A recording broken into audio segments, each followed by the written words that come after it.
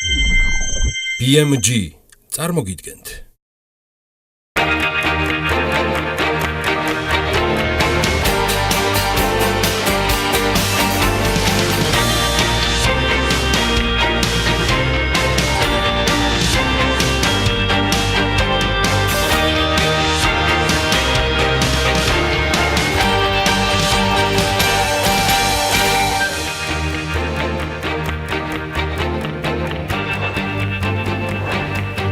ეს ახალი სატელევიზიო წვილის და შედარებით გადახალისებული ფორმატის დებიუტია.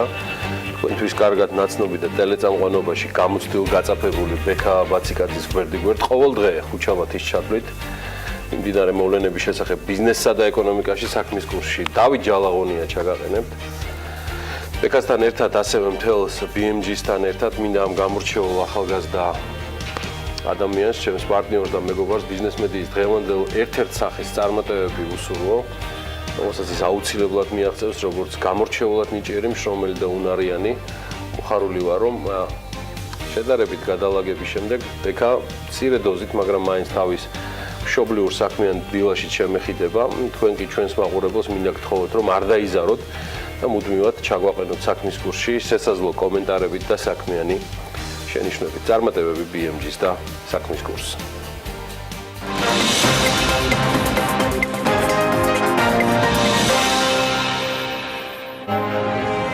სასამართლო რეფორმა, სავაჭრო ურთიერთობები და ქართული პროდუქტის საექსპორტო პოტენციალი ევროკავშირში. იანო შერმანი საქართველოს მიღწევებსა და გამოწვევებზე საქმის კურსის ეთერში.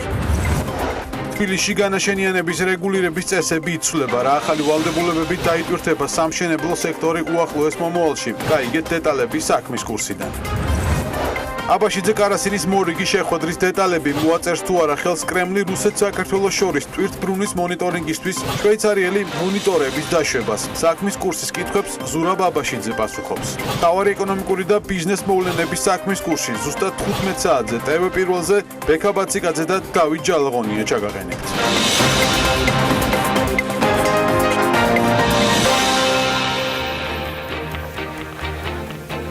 დილამშვიდობის კიდევ ერთხელ რეფორმატიკის თანადამფუძნებელი და დირექტორი თამარ ყოზირიძე დიდი ბრიტანეთის მთავრობამ ბრექსიტის მოლაპარაკებებთან დაკავშირებით მიიწვია. პარლამენტის მიერ დაგეგმილი ვიზიტის მიზანი ბრიტანელი კანონმდებლებისთვის ინფორმაციის და გამოცდილების გაზიარება გახლდათ, რომელიც საქართველოს ევროკავშირის ასოცირების ღრმა დაყოლისმომცველი თავისუფალი ვაჭრობის ხელშეკრულებას შეეხებოდა. 2016 წლის 23 ივნისს ჩატარებული რეფერენდუმის შედეგად გადაწყდა, რომ ბრექსიტი უნდა შედგეს გაყოფას, რომ წლები დასჭირდებოდა ამაში ეჭვიც არავის ეპარებია, თუმცა ახლა მოსაფიქრებელი არის ის თუ როგორი თანამშრომლობს დიდი ბრიტანეთი ევროკავშირთან და ამისთვის განიხილება სხვადასხვა მოდელები. ყოზირიძე იყო დელეგაციის ხელმძღვანელი 2006-2007 წლებში თავისუფალი ვაჭრობის ხელშეკრულების თაობაზე საქართველოს თურქეთის მოლაპარაკებების დროს, საქართველოს დელეგაციის ხელმძღვანელი მსოფლიო სავაჭრო ორგანიზაციაში რუსეთის გაწევრიანების პროცესში 2005-2011 წლებში, დელეგაციის ხელმძღვანელი და კოორდინატორი საქართველოს ევროკავშირს შორის DCFTA-ის თაობაზე მოლაპარაკების პროცესში 2009-12 წლებში. მოკლედ გამოცდილება არ დახლებია ამ გამორჩეულ პროფესიონალს და ვნახოთ რა შესთავაზებს დიდი ბრიტანეთის მთავრობას ყველაზე მცირე გლობალური კომპანიის რეფორმატიკის გუნდის წევრი. მე მას განსაკუთრებულ და გამორჩეულ წარმატებას ვუსურვებ. იქამდე მოდი ჩვენს რეალობასაც შევხედოთ და გადავხედოთ. ტრანსანატოლიური მილსადენში ტანაბზეა საუბარი, ბუნებრივი გაზის ჩატვირთვა დაიწყო. სოკარის პრეზიდენტის განცხადებით პროექტის 92% არის დასრულებული. ტრანსანატოლიური გაზსადენი სამხრეთ კავკასიის მილსადენის გაგრძელება იქნება თურქეთის აღმოსავლეთ საზღვართან, ტანაპი რუსეთის, უკაცრავად თურქეთის დასავლეთ საზღვართან ტრანსადრიატიკულ გაზსადენს უერთდება. აქედან იგი გადაკვეთ საბერძნეთს და იტალიის გაზის ტრანსპორტაციის ქსელში უერთდება. მოკლედ შაჰდენიზის პროექტის მეორე ფაზის ჯამური საინვესტიციო ღირებულება 45 მილიარდ დოლარს შეადგენს. აქედან 2 მილიარდი დოლარის ინვესტიცია სწორედ საქართველოში განხორციელდება. ამასობაში აზერბაიჯანის პრეზიდენტმა, რომელიც ამ პროექტის ერთ-ერთი უმთავრესი მონაწილეა, პრეზიდენტმა ილჰამ ალიევმა ბათუმიდან აზერბაიჯანის გენერალური კონსული რაშად ისმაილოვი გაიწვია. პრეზიდენტის განკარგულების შესახებ ინფორმაცია სახელმწიფო საინფორმაციო სააგენტო აზერ-ტაჯი აბცელებს. ილჰამ ალიევმა კიდევ რამდენიმე დიპლომატს შეუწყვიტა უფლებამოსილება, მათ შორის რასიმ შამსედრზაევს, რომელიც აზერბაიჯანის სრულუფლებიანი და საგანგებო ელჩი გახდა საუდის არაბეთში იმავე დროს ომანში, იემენში, ბაჰრეინში და აზერბაიჯანში მუდმივი წარმომადგენელი ისლამური თანამშრომლობის ორგანიზაციაში. მოკლედ პრეზიდენტმა უკან გაიწვია აზერბაიჯანის საგანგებო და სრულუფლებიანი ელჩი ინდოეთშიც, ყატარშიც, იორდანიაშიც, ასევე გენერალური კონსული დუბაიში. გადაწყვეტილების მიზეზი აზერბაიჯანის პრეზიდენტის ადმინისტრაციაში არ განუმარტყოთ. სხვათა შორის მიუხედავად მოარული ხმებისა, რომ ჩვენი მეზობელი აზერბაიჯანის პრეზიდენტობის კანდიდატი ილჰამ ალიევის უმშვენიერესი მეორე ნახევანი მეჰრიბან ჰანუმი გახდებოდა, არ გამართლა აზერბაიჯანის მმართველმა პარტიამ ახალმა აზერბაიჯანმა მომავალ საპრეზიდენტო არჩევნებზე საკუთარ კანდიდატად მოქმედი პრეზიდენტი ილჰამ ალიევი წარადგინა. ამის შესახებ პარტიის აღმასრულებელმა მდივანმა ალი აჰმედოვმა განაცხადა, ჩვენი საპრეზიდენტო კანდიდატი ილჰამ ალიევია, მჯერა რომ ახალგაზრდობაც შეიტანს წვლილს მის გამარჯვებაში. აღნიშნა აჰმედოვმა. აზერბაიჯანში საპრეზიდენტო არჩევნები 2018 წლის 17 ოქტომბერს ჩატარდება. კონსტიტუციაში შესული ცვლილებების თანახმად ახალ პრეზიდენტს 7 წლის ვადით აირჩევენ. რეგიონის ამბებს კიდევ რომ მივყვეთ, ყაზახეთის პარლამენტი უახლოეს თვეებში ამერიკასთან შეთანხმების რატიფიცირებას მოახდენს, რითაც შეერთებული შტატების სამხედრო თვირთების ტრანზიტს საქართველოს მარშრუტს მიუერთდება. მოკლედ, ამის შესახებ წერს გამოცემა კურსივი ყაზახეთის საერთაშორისო და რეგიონალური თანამშრომლობის კვლევითი ინსტიტუტის დირექტორმა ბულატ სულთანოვმა განაცხადა და მისივე თქმით შეთანხმება პრინციპში უკვე მომზადებულია. შესაბამისად, ავღანეთში იარაღის გადაზიდვა საქართველოს პორტებიდან კასპიის ზღვისა და ყაზახეთის გავლით განხორციელდება. საქართველოს ნატოს სატრანზიტო მიზნებისთვის მისი საჰაერო სივრცის, ასევე საგზაო და სარკინიგზო ინფრასტრუქტურის გამოყენებას ხელი 2005 წლის 2 მარტს მოაწერა ხელი. სხვათა შორის შესაბამის შეთანხმება საქართველოს მაშინდელმა საგარეო საქმეთა მინისტრმა სალომე ზურაბიშვილმა და ნატოს გენერალურმა მდივანმა იაბდეჰოფსჰეფერმა მოაწერეს ხელი. ალიანსის მიერ 2 მარტს გამოქვეყნებულ პრეს-რელიზში აღნიშნული იყო, რომ შეთანხმება მნიშვნელოვნად დაეხმარება ნატოს, კერძოდ საერთაშორისო უსაფრთხოების უზრუნველყოფის ძალების საუბარია ისააფის მისიის საქმიანობას ავღანეთში. იგი საშუალებას მისცემს ნატოს და ისააფის წევრ ქვეყნებს საქართველოს გავლით მიაწოდონ საჭირო მარაგი და აღჭურვილობა თავიანთ ძალებს ავღანეთში. ამ შეთანხმების გაფორმებით საქართველოს მნიშვნელოვანი წვლილი შეიტანა ისააფის მისიაში და იგი განსაკუთრებით მნიშვნელოვანია ნატოს მიერ ცოტა ხნის წინ მიღებული გადაწყვეტილებების ფონზე, რომელიც გულისხმობს ნატოს სამშვიდობო მისიის მოქმედების ზონის გაფართოებას ავღანეთის დასავლეთის მიმართულებით. აი ეს არის ნათქვამი პრეს-რელიზში. აი რაც შეეხება ისააფის ჯარებს, ავღანეთის ახალი ადმინისტრაციის უსაფრთხოების უზრუნველყოფაში ეხმარება. ისააფის მისია 2003 წლიდან ნატოს აზლობის დაქვემდებარებაში იმყოფება. საქართველოს ამბებს რაც შეეხება დღეს სამწუხაროდ და ძალიან რეიტინგში სატრაბახო ბევრი არც არაფერი არა გვაქვს. 2018 წლის ეკონომიკური თავისუფლების ინდექსში მდგომარეობა გაგვიუარესდა და მე-9 ადგილიდან მე-16 ადგილზე ჩამოქვეითდი. ცვლილება რამდენიმე კრიტერიუმში უკან დახევამ განაპირობა, მათ შორის სამთავრობო კორუფციის, სასამართლო სისტემის, სამთავრობო ხარჯვის, საგადასახადო წნეხის, დეფიციტისა და ვალის, ბიზნესის თავისუფლების ინდექსებში გაუარესებულმა მაჩვენებელმა ჯამში 7 ადგილი დავიხიეთ უკან, მაგრამ რამდენიმე მუხში გაუმჯობესებაც ჰქონდა, ესენია სავაჭრო თავისუფლება, რაც განაპირობა ევროკავშირთან სავაჭრო ხელშეკრულებამ 2016 წელზე დაყრდნობით მომზადებული კვლევით, როცა ინფლაცია დაბალი იყო, დავწინაურდით მონეტარული თავისუფლების კუთხით, 2017-ში ეს მაჩვენებელი გაუარესდება იდეაში, გაუმჯობესებაა საკუთრების უფლებების მხრივ და პრინციპში 2005 წლიდან მოყოლებული თითქმის სულზრად დადია მოცემული კრიტერიუმი და შესაბამისად მე დარწმუნებული ვარ ის და იმედი მაქვს რომ მომავალშიც ასე გაგრძელდება. თუ დავაკვირდებით ის კრიტერიუმები რაც უშუალოდ მთავრობის მუშაობიდან გამომდინარეობს, ის რეალურად უარესდება, ხოლო უმჯობესდება კრიტერიუმები, რომლის გაუარესებაც რთულია. აქვე უნდა აღინიშნოს ისიც, რომ 2017 წელს მე-13 ადგილზე 22 ადგილიდან გადავედით, რაც უმეტესწილად მეთოდოლოგიურ ცვლილებებთან იყო დაკავშირებული და საკუთრების დაცულობის მაჩვენებლით იყო განპირობებული. კიდევ ისიც უნდა აღინიშნოს, რომ 2006 წელს 72 ადგილზე ვიყავით კამბოჯასთან ერთად და შესაბამისად დღეს ვართ იქ, სადაც ვართ, ანუ მე-16 ადგილზე. მე-9 ადგილიდან. აი ასე, მეტი საქმე და მეტი საქმიანი მიდგომა გვჭირდება და თან სწორი მუშაობა, დღეს კი აუცილებლად საქმიანი დილით უნდა დაიწყოთ, რომელიც საკმაოდ საინტერესო სტუმრებს და რესპონდენტებს გვპირდებათ. თებერვალს დილა საქმიანად BMG-ს გუნდის წევრებთან ერთად იწყებენ. ნიკოლოზ გოგოჭური, ვირექსის დირექტორი და მმართველი პარტნიორი ნიკოლოზ როსტომაშვილი. გიორგი ციბაძემ სასჯელ ახსრულების და პრობაციის სამინისტროს ეკონომიკური დეპარტამენტის უფროსის მოადგილე. მერა ფოლადაშვილი, TVM Innovation-ის დირექტორი. ელენე ჩომახიძის სტუმარი გიგა ბათრიძე, PLC-ის პარტნიორი იქნება. იმელ ავდალიანის რუბრიკაში ძმები ზუბალაშვილების შესახებ მოგიყვებით. დილა უნდა იყოს საქმიანი და რა თქმა უნდა TV პირველზე. დილის მოლოგის ამ ნაწილს უკვე ანა ლაპიაშვილთან ერთად გავაგრძელებ. დილამშვიდობის გიორგი. ანა დილამშვიდობის. მივესალმები მაყურებელს. კახეთზე სიახლეებით ჩემს გარშევ ერთჩევდა და იმის ჩავერთე. დიდი ბრიტანეთის ტელეარხმა Channel 5-მა გადაცემა The Wine Show-ში ქართული ღვინის წარმოებას და მეღვინეობის კულტურას მიუძღვნა მთელი ეთერი. გადაცემის ჯგუფი საქართველოში გასული წლის მარტში იმყოფებოდა და შესაბამისად კახეთის რეგიონსაც ეწვნენ.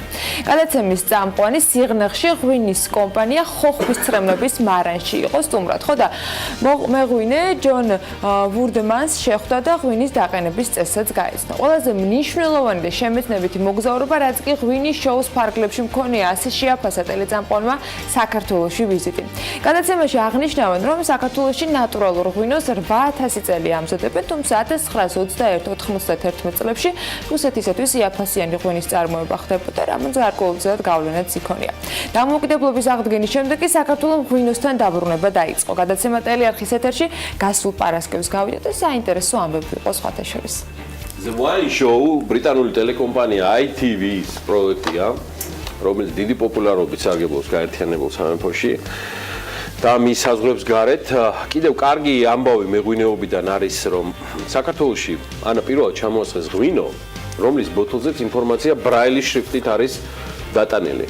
ბრაილის შრიფტიანი ეტიკეტით საფერავი ღვინის მაღაზიებში 1 თებერვლიდან იყიდება. ღვინო კომპანია ნავაზელმა ჩამოასხა. ბრაილის შრიფტით ეტიკეტის დამზადების ინიციატივა კი არასამთავრობო ორგანიზაცია მომავლის სოფელს ეკუთვნის. ნავაზელის დამფუძნებლის გურამ მეგრელიშვილის თქმით, საქართველოს პოსტსაბჭოთა ქვეყნებს შორის პირველია, სადაც ასეთი ღვინო გამოვიდა.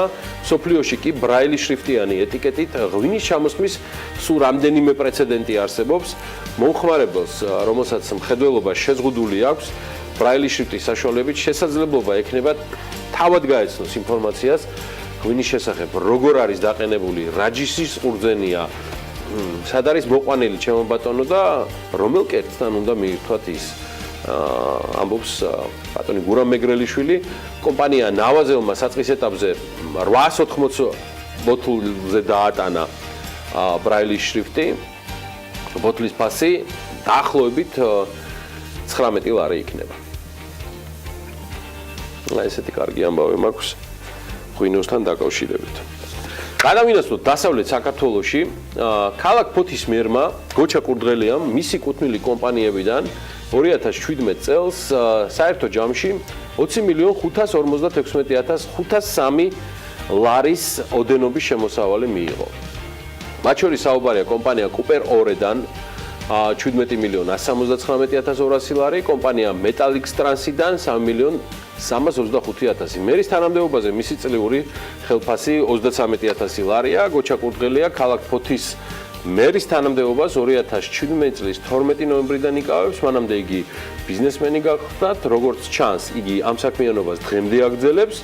ოფიციალურად დეკლარირებული ინფორმაციით 2017 წელს გოჩა კურდღელია შემოსავალი სხვადასხვა კომპანიებიდან 20.5 მილიონ ლარს აღემატებოდა. კერძოდ როგორც კუპერ ორეს და მეტალექს ტრანსის მეწილემ მან წლის განმავლობაში 20.504.000 ლარი მიიღო. შენ იჯექი დემურდა მიყურე მე.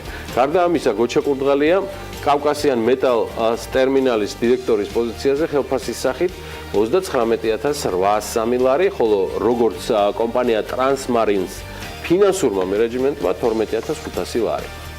ამ პოზიციებზე იგი 2017 წლის 31 ოქტომბრამდე მუშაობდა.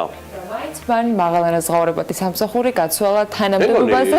ფოტოს მერად კი არა Forbes-ში უნდა დაწერდე მე ამ კაცში. ნამდვილად საინტერესო გადაწყვეტილება არის მისი მხრიდან, თუმცა ეს მისი არჩევანია და შესაბამისად პასუხისმგებლობებიც განსხვავებული ჩნდება. სამეწარმეო რეესტრის მონაცემების მიხედვით დღეისთვის კურდღალია ფლობს ბიზნეს წილებს 13 საწარმოში, კუპერორეში 100%-იან წილს, ბატპორტ მეტალ სერვისში ასევე 100%-იან წილს, 30%-იანი წილი აქვს მას ჯეოსკალში, ნატურალურ კვებაში 34%, ევაზტრანში ასე 34%, კავკასიან მეტალს ტერმინალში 15%, მეტალექსში 3.5%, მეტალექს ტრანსში ასევე 3.5%, მეტალექს პლიუსში კიდევ 3.5%, რაგბის კლუბი კოლხი რაინდები 25%, ნიუ ფრი 34%, ცისარტყელა 29% და შეპესე ფაზისი პლაზა 12.5%. საჯარო დაწესებულებაში ინტერესთა შეუთავსებლობის და კორუფციის შესახებ კანონის თანახმად კი მუნიციპალიტეტის მერს, როგორც საჯარო მოსამსახურეს არ აქვს სამეწარმეო საქმიანობის უფლება. მას შეუძლია მხოლოდ აქციების და წილის ფლობა. იმავდროულად ის ვალდებულია, რომ საჯარო თანამდებობაზე მუშაობის პერიოდში მინდობის ხელშეკრულების საფუძველზე სხვა პირს გადასცეს სამართავად კომერციულ საწარმოში მისი კუთვნილი კაპიტალის წილი. იმედია, რომ ეს კანონი იცოდა ბატონმა მერმა და შესაბამისად ამის შემდეგ მიიღო გადაწყვეტილება. კანონების და არსებული ნორმატიული აქტების აღსრულების საქმე კარგად რომ გვაქვს, იმიტომ ვართ იქ, სადაც ვართ. და საზრუნავად გვაქვს ის, რაც გვაქვს. ფოთელებს უსურვებ ისეთივე შემოსავლებს, როგორც მათ არჩეულ თავკაცს აქვს, ეს ქალაქი ნამდვილად იმსახურებს და იმსახურებს წლებია სხვა შემოსავლებს და განვითარებას. ამასობაში კი სხვები ფიქრობენ ტიპიურად განსხვავებულ გამოწვევებზე. Tesla-სა და SpaceX-ის დამფუძნებელი ილონ მასკი მისივე The Boring Company-ს წარმოებულ ცეცხლ მტყორცნებს სახელს უცვლის და არაცეცხლ მტყორცნს ან ტემპერატურის ამწევ მოწყობილობას დაარქმევს. ამის შესახებ მასკი Twitter-ზე წერს, როგორც ჩანს საბაჟოზე იქაც პრობლემებია, როგორც ჩანს ზოგიერთი საბაჟო სამმართველოში, ციტირებ ილონ მასკს, აცხადებენ, რომ ნივთებს სახელწოდებით ცეცხლ მტყორცნი არ გაატარებენ. ამიტომ ჩვენ მათ სახელს შევუცვლით და არაცეცხლ მტყორცნს ან ტემპერატურის ამწევ მოწყობილობას დავაქვთ. წელს ილონ მასკი. ცეცხლ მტყორცნების გაყიდვა 27 იანვარს დაიწყო. და რამდენიმე დღეში პროდუქციის დეფიციტის გაჩნდა. ერთი ეგზემპლარის ღირებულება თუ არ ვცდები დაახლოებით $500 ადგილს. ერთი ამბავიც უნდა დავამატოს, ანა ბიზნეს სიახლეებზე გადავალთ, ან ამ ნაწილში უფრო მეტად მგონია, რომ დავეწევით და გავუსწრებთ კიდეც მსოფლიოს, მთავარი ხომ იდეის არსებობა. პარიზის წმინდა ფრანსუა დე მოლიტორის სახელობის კათოლიკურ ტაძარში შესაწერის მისაღებად ელექტრონული მოწყობილობები განთავსდება. როგორც ჩანს, ეკლესიის ხელმძღვანელობამ თანამედროვე ტექნოლოგიებს აუღვალღო და საკუთარ მრევლს შემოწირულობების გასაკეთებლად დამატებითი საშუალებად შეექმნა. პრობლემები რომ არ შეექმნა და მიზეზი რომ არ არსებობდეს. ეკლესიაში დამონტაჟდება 5 ციფრული შესაწერი, რომელზეც ადამიანები მიუთითებენ თანხას და ბარათით გადაიხდიან. მოკლედ, თითო გადახდაზე მინიმალური თანხა თან 2 ევრო იქნება, მაქსიმალური კი 10 ევრო.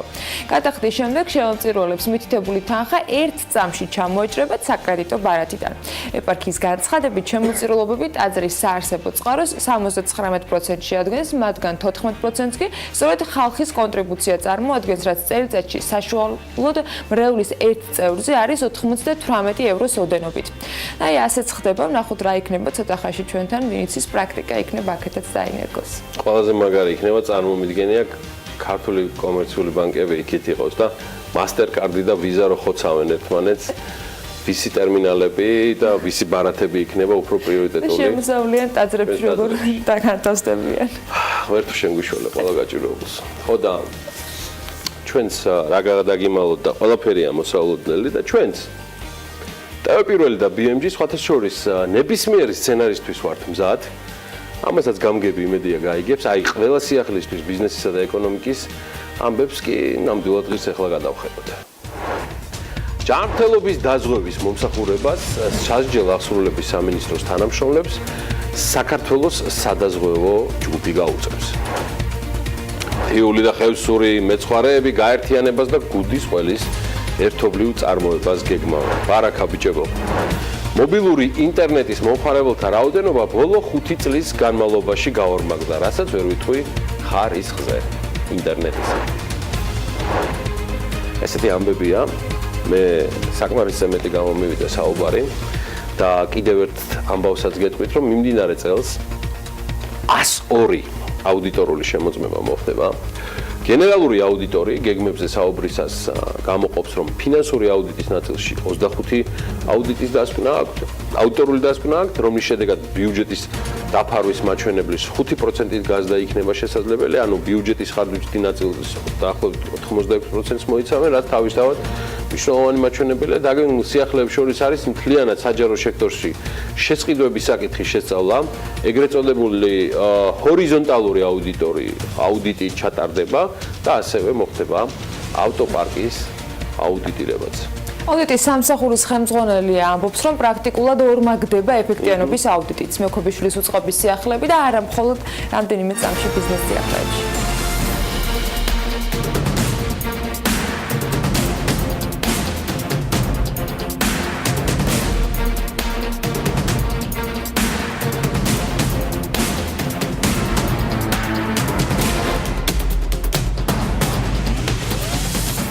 საქართველოს მელიორაცია ვერ უზრუნველყოფს საირიგაციო მომსახურების საიმედო და თანაბარ მიწოდებას აბონენტებისათვის ამ დასკვნას სახელმწიფო აუდიტის სამსახური აქვეყნებს.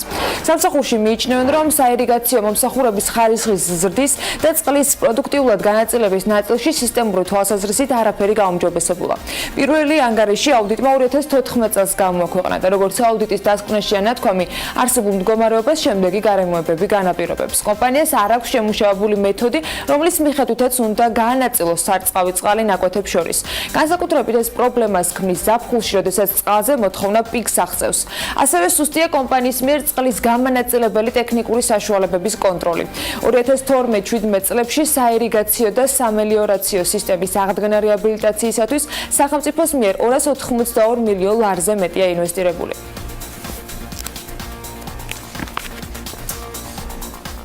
ჯანმრთელობის დაზღვევის მომსახურებას სასჯელ ახსრულების სამინისტროს თანამშრომლებს საქართველოს სადაზღვეო ჯგუფი გაუწევს. სამინისტრომ ტენდერში გამარჯვებულ კომპანიასთან ხელშეკრულება უკვე გააფორმა. ამ ხელშეკრულების მიხედვით კი სამედიცინო დაზღვევის ინდივიდუალურ პაკეტს მიიღებს 3388 თანამშრომელი და სამინისტროს 1650 სავალდებულო მოსამსახურე. ტექნიკური დოკუმენტაციის მიხედვით შედგენილი მომსახურება 85%-იან სადაზღვეო პაკეტს მოიცავს, 15%-ით გაუმჯობესების შემთხვევაში კი თანამშრომელი თანხას თავად დაამატებს. ხელშეკრულება ერთწლიანია და მისი ჯამური ღირებულება 1,760,730 ლარს უტოლდება. კომისია ინტერნეტის ხარისხის კონტროლის სისტემის შესყიდვის ტენდერს ჩაშლილად აცხადებს. მომხმარებელთა უფლებების დაცვის და ინტერნეტ მომსახურების ხარისხის შემოწმების მიზნით ელექტრონული კომუნიკაციების შესახებ საქართველოს კანონის და ნორმატიული აქტების შესახებ საქართველოს კანონმდებლობის შესაბამისად კომუნიკაციების ეროვნულმა კომისიამ ინტერნეტ მომსახურების მიწოდების ხარისხის განსაზღვრის და შემოწმების წესის დამტკიცების შესახებ მუშაობა დაიწყო. კომისიის მიერ გამოცხადებულ ტენდერთან დაკავშირებით გაჩნდა კითხვები, რომელიც უნდა აღინიშნოს, რომ მხოლოდ ტექნიკური სახის იყო და სატენდერო დოკუმენტის არსებით ნაწილთან კავშირი არ ჰქონდა. ამ ტექნიკური შეცდომის გამო კი კომუნიკაციების კომისია ტენდერს ჩაშლილად აცხადებს, გამომდინარე იქიდან, რომ კომუნიკაციების კომისია ერთ-ერთი ყველაზე გამჭვირვალე ორგანოა და მაქსიმალურად ღიად აწარმოებს თავის საქმიანობას, საჭიროდ მიიჩნევენ, თუნდაც ტექნიკური შეცდომის გამო ინტერნეტის ხარისხის კონტროლის სისტემის შესყიდვა ჩაშალონ, რადგან არავის ამ პროცესთან დაკავშირებით კითხვის ნიშნები არ დარჩეს, განმარტავენ თავად კომისიაში.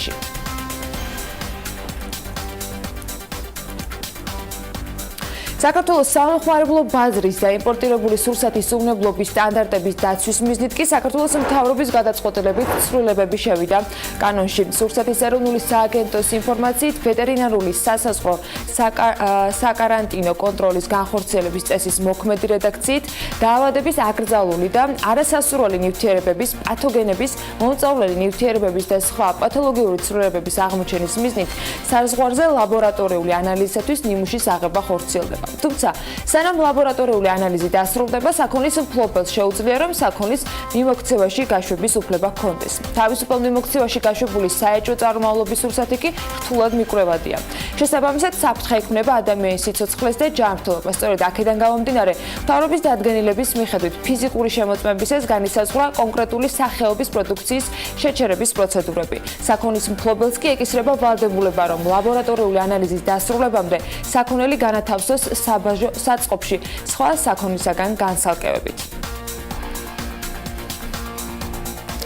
თიული და ხევსური მეცხვარეები გაერთიანებას და გუდის ყოლის ერთობლივად წარმოებას აპირებენ. უდაწიკლაურის ინფორმაციით, მას ამჟამად ფარაში 1300 სული ცხვარი ხავს, მაგრამ ნოემბრიდან დოლის შემდეგ, რომელიც მარტამდე გაგრძელდება 3 თვეში, ცხვრის სულადობა მიაღწევს 2200. მისი თქმით, თვეში საშუალოდ 1 ტონა ყველის დამზადებას მოახერხებენ, რომელსაც თბილისში ბაზარში და სუპერმარკეტებში გაყიდიან. კილოგრამის ფასი კი 15 ლარიდან დაიწყება. იმის შესაბამისად, თუ ბაზარზე რა მოთხოვნა იქნება. ფერმერები საომავლოდ ყველის შეფუთვას და ბრენდირებასაც აპირებენ, თუმცა ამაში მთავრობის ჩართულობის საჭიროებას ხედავენ.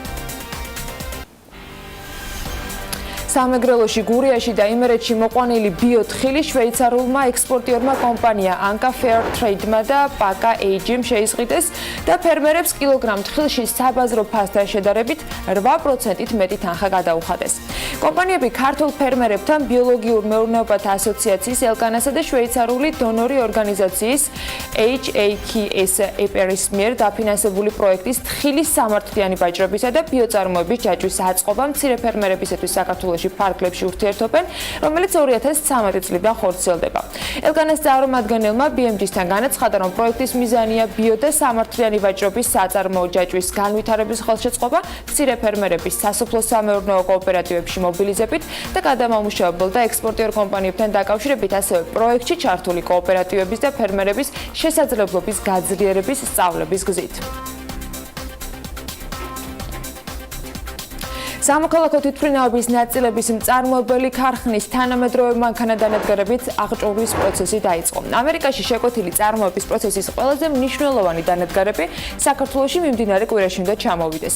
ქარხნისთვის უმაღლესი სტანდარტის მქონე ტექნიკური მოწყობილობა 2 ავტოკლავი ელბით საიკლონის კვალიფიციურმა სპეციალისტებმა შეარჩიეს. თვითმფრინავების ნაწილების მწარმოებელი ქარხნის მშენებლობას კი საფუძველი საპარტნიორო ფონდმა ისრაელის კომპანია ელბით საიკლონთან ერთად ჩაუყარა. პროექტის საინვესტიციო ღირებულება 85 მილიონი ამერიკული დოლარია. ქართული ენის და ლიტერატურის, ისტორიის და სამოქალაქო განათლების მე-9-12 კლასების სახელმძღვანელოების შინაარსში ხარვეზებია. სასკოლო წიგნებში რელიგიური და ეთნიკური მრავალფეროვნების ასახვის კვლევა ტოლერანტობის და მრავალფეროვნების ინსტიტუტმა ჩაატარა. ამ კვლევის შედეგად აღმოჩნდა, რომ სახელმძღვანელოებში შეტანილ ტექსტებში არის ქსენოფობიური ჩანაწერები. ტექსტებში გაშარჟებულია ეთნიკური ჯგუფები, რაც სტერეოტიპების გამყარებას უწყობს ხელს. ადგილი აქვს ასევე კონკრეტული ჯგუფებისათვის ეთნიკურ ან რელიგიურ საფუძველზე ნაკოლვანების მიწერას, გაიგივებულია ეთნოსიც და რელიგიაც. ძალადობის სცენები კრიტიკული კომენტარის გარეშე აღწერილი.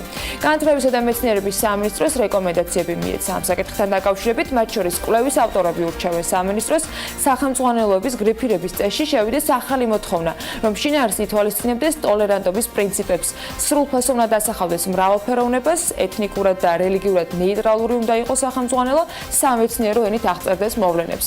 რეკომენდაციების მიხედვით კი გამომცემლებმა ავტორებმა გრიფირების საექსპერტო ჯგუფებმა სახელმძღვანელოების მომზადების პროცესში უნდა ითანამშრომლონ სახალხო დამსვლელთან არსებულ რელიგიურ და ეთნიკურ საბჭოებთან. მობილური ინტერნეტის მომხმარებელთა რაოდენობა კი ბოლო 5 წლის განმავლობაში გაორმაგებულია. კომუნიკაციების მარეგულირებელი კომისიის მონაცემებით 2017 წლის ბოლოსთვის მობილური ინტერნეტით 2.229.000 აბონენტი სარგებლობდა, მაშინ როცა 5 წლის წინ ეს მაჩვენებელი ორჯერ ნაკლები იყო. წლის დასაწყისთან შედარებით კი აბონენტების რაოდენობა 13%-ით არის გაზრდილი. ყველაზე მეტი 911.000 მომხმარებელი მაგდის ყავს, მეორე პოზიციაზე 803.000 მომხმარებლით ჯეოსელია და მესამე ადგილს 513.000 აბონენტით ბილაინი იკავებს. ინტერნეტ ტრაფიკის გაორმაგებული მოცულობაც უნდა აღინიშნოს, 2017 წლის განმავლობაში აბონენტებმა 60 მილიონი ტერაბაიტი მოცულობის ინტერნეტი მოიხმარეს, მაშინ როცა 2016-ში ეს მაჩვენებელი 30 მილიონი ტერაბაიტი იყო. მოკლე ტექსტური შეტყობინებების ეგრეთ წოდებული მესიჯების პოპულარობა კი თანდათან იკლებს ამ სერვისით სულ უფრო ნაკლები აბონენტი სარგებლობს.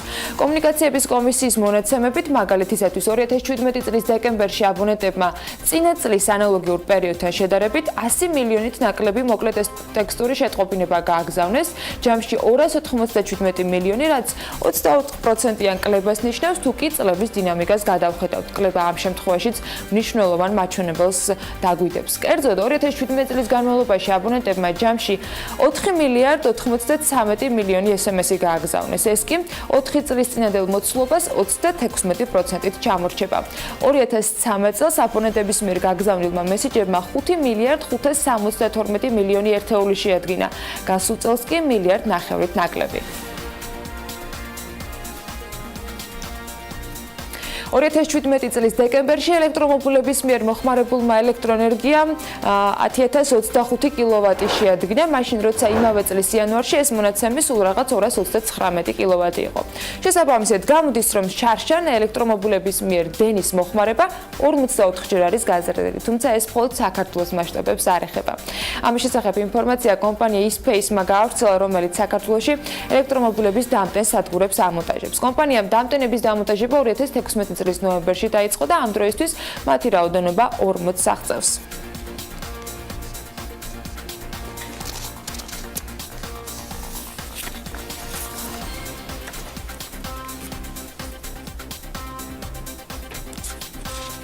ახლა ალბათ იმის თვლა დაიწყება, რამდენი დოლარის ან ლარის ელექტროენერგია მოიხმარეს ელექტრომობილებმა და ნახოთ როგორ გაგრძელდება ამასთან დაკავშირებით მსჯელობა, მაგრამ სანამ ლარსა და დოლარს დააკონვერტირებდეთ, იქამდე უნდა გავიგოთ რა ხდება სავალუტო ბაზარზე.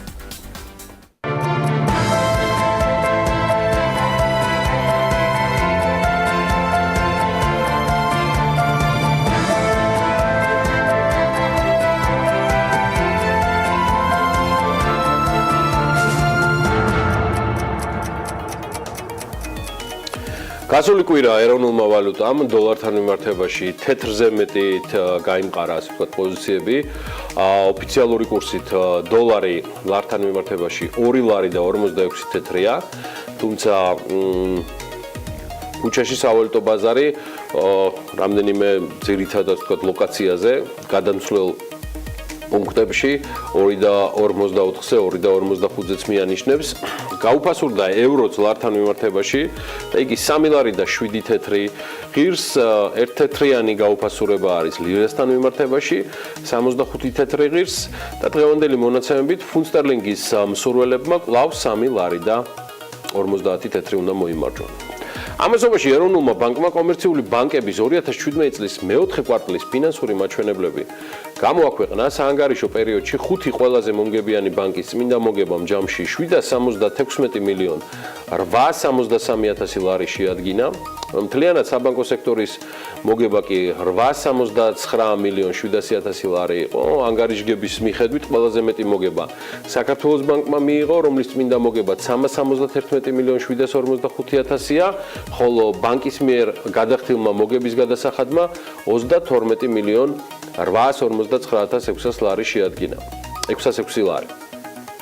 საქართველოს ბანკს მოყვება TBC ბანკი, რომელმაც საანგარიშო პერიოდში 295,663,000 ლარის ოდენობის წმინდა მოგება მიიღო, მოგების გადასახადის სახით კი 32 მილიონ 229,000 ლარი გადაიხადა სახელმწიფო ბიუჯეტში.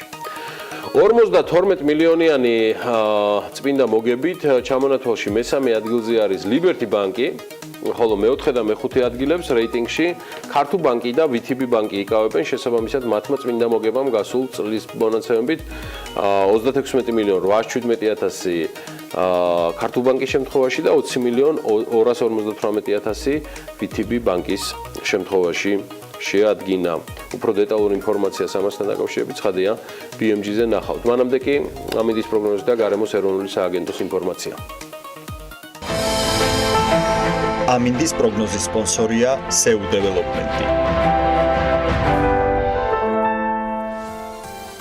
დღეს თითქმის მთელ საქართველოში იწვიმებს, მოგვიანებით შეგატყობინებთ უკვე ქალაქების მიხედვით ტემპერატურულ მაჩვენებლებსაც, თუმცა საერთო ჯამში უნდა აღინიშნოს, რომ გარემოს ეროვნული სააგენტო როგორც ვატყობინებს, ამინდი საქართველოში განპირობებული იქნება შავი ზღვის ჩრდილო-დასავლეთიდან შეომავალი შედარებით ცივი და ნოტიო ჰაერის მასებისა და სამხრეთიდან მოქმედი თბილი ჰაერის მასების ურთიერთქმედებით. მოსალოდნელია დრო გამოშვებით ღრუბლიანობის მომატებაც. დასავლეთ საქართველოს უმეტეს და აღმოსავლეთის ზოგიერთ რაიონში კი იწვიმებს, მაღალ მთაში მოთოვს, ზოგან დასავლეთის მიმართულების ქარი იქროლებს, დრო გამოშვებით ძლიერადაც. როგორც გითხარით, წვიმა მოსალოდნელი და სოხუმიც არ იქნება გამონაკლისი, არც ბათუმი და ორივე შემთხვევაში 12 გრადუსი იქნება დღის განმავლობაში ტემპერატურა მაქსიმუმ. ქობულეთში წვიმებს და 11 გრადუსს მიაღწევს ტემპერატურა, ანალოგიური ამინდი იქნება ფოთში, ქუთაისში იწვიმებს და 10 გრადუსი იქნება, ზუგდიდში იწვიმებს და 11 გრადუსი დაფიქსირდება მაქსიმუმ, ისევე როგორც ოზურგეთში. ოიში წვიმა ნავარაუდები და 6 გრადუსი, გორში 11 გრადუსი იქნება და აქაც იწვიმებს, ცხინვალში 10 გრადუსი დაფიქსირდება მაქსიმუმ და წვიმა ნავარაუდები, მარნეულში კი უნალექოდ ჩაივლის უმეტესად დღე და მაქსიმალური ტემპერატურა 13 გრადუსი იქნება. რუსთავშიც არ ველოდებით, ნალექს და 14 გრადუსი დაფიქსირდება, ახალციხეში იწვიმებს და 7 გრადუსია მოსალოდნელი, ისევე როგორც ბორჯომში. ბაკურიაში კი მოთოვს და -3 გრადუსია ნავარაუდები. ახალქალაქშიც თოვლია მოსალოდნელი, ოღონდ ამ შემთხვევაში 2 გრადუსი სითბო იქნება, სტეფანწმინდაშიც მოთოვს და აქაც სითბო იქნება 3 გრადუსი, თელავში კი ფლად 14 გრადუსია ნავარაუდები და უმეტესად უნალექოდ ჩაივლის დღე. თბილისში დრო გამოშვებით ღრუბლიანობის მომატებას ველოდებით, უმეტესად უნალექოდ ჩაივლის დღე, იქროლებს ჩრდილო-დასავლეთის მიმართულების ქარი და დრო გამოშვებით ძლიერად. ჰაერის ტემპერატურა კი 12 გრადუსი იქნება. ჩვენ რამდენიმე წუთში დაგიბრუნდებით, გავდივართ რეკლამაზე და შემდგომ უკვე ვიწყებთ მასპინძლობას და სხვადასხვა თემების წარმოდგენას თქვენთვის. შემდეგი 2 საათნახევრის განმავლობაში BMG-ის გუნდი საქმიანი დილით იქნება წარმოდგენილი. რეკლამის დროა TV პირველზე.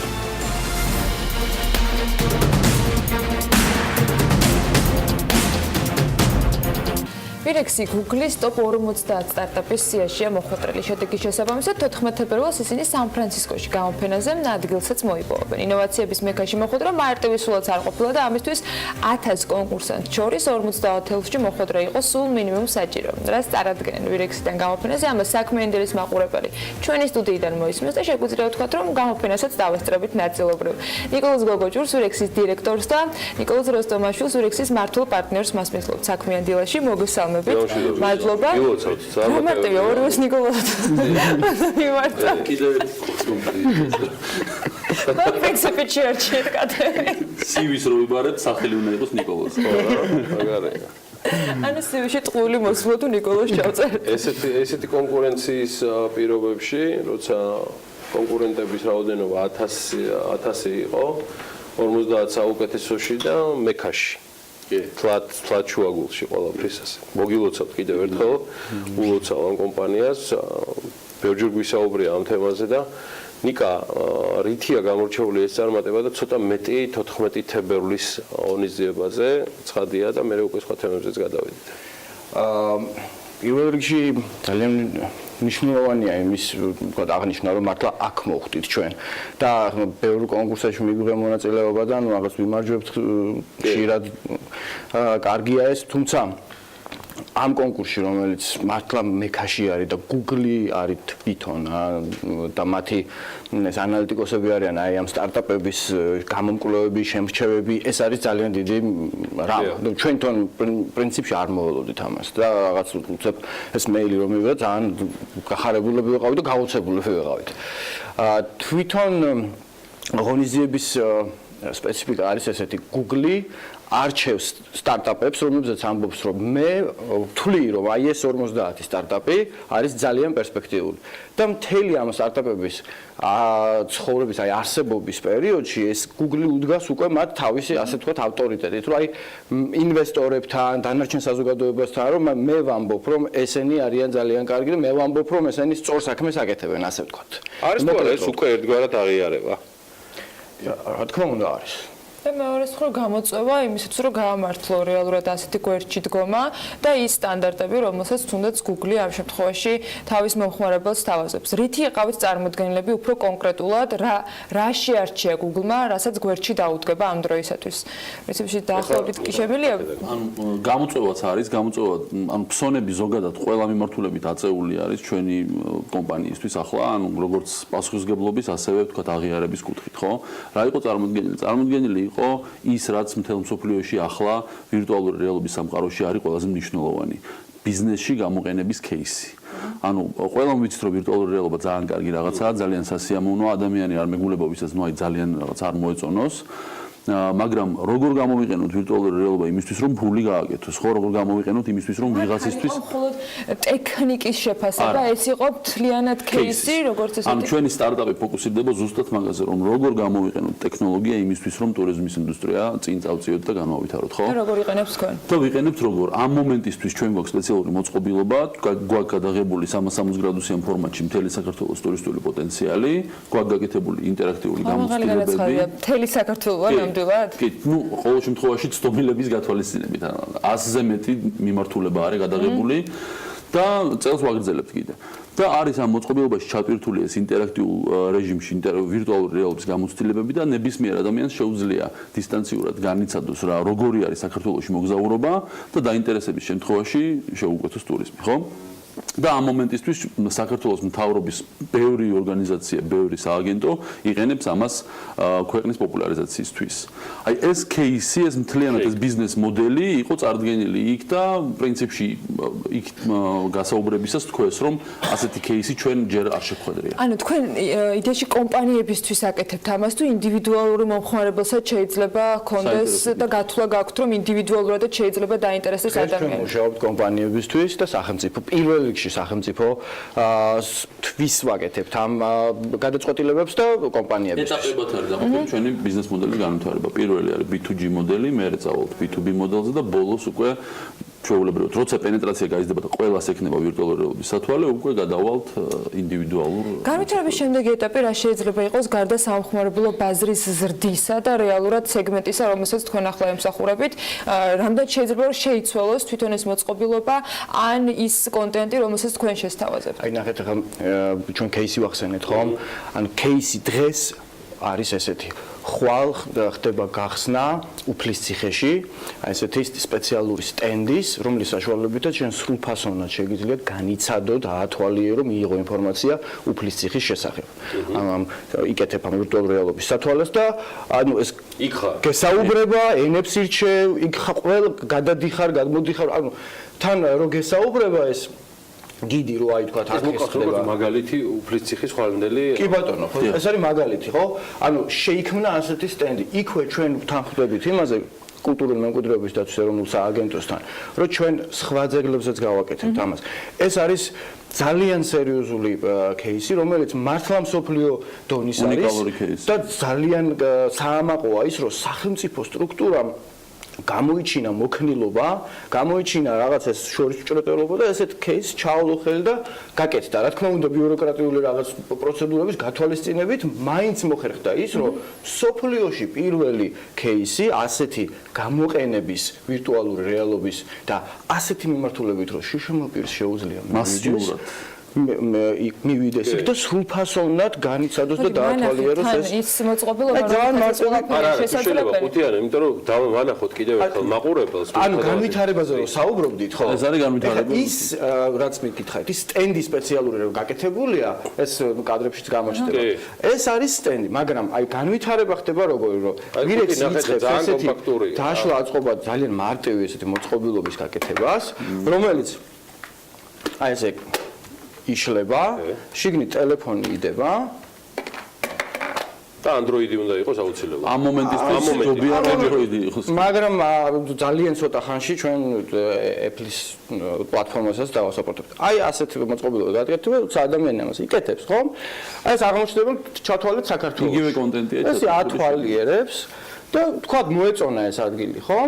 შეხედავს ერთ ღილაკს, რომლის მიხედვითაც ანუ უკვე ეთერშია პრინციპში, ხო, აი ახლა მე ათვალიერებ ეს ვაშლოვანის გადასახედი არის მაგალითად მზის შესვლა არის გადაღებული ეს დაცული ტერიტორიების ეროვნული სააგენტოსთვის გამოფენისთვის ვიღებდით მაშინ.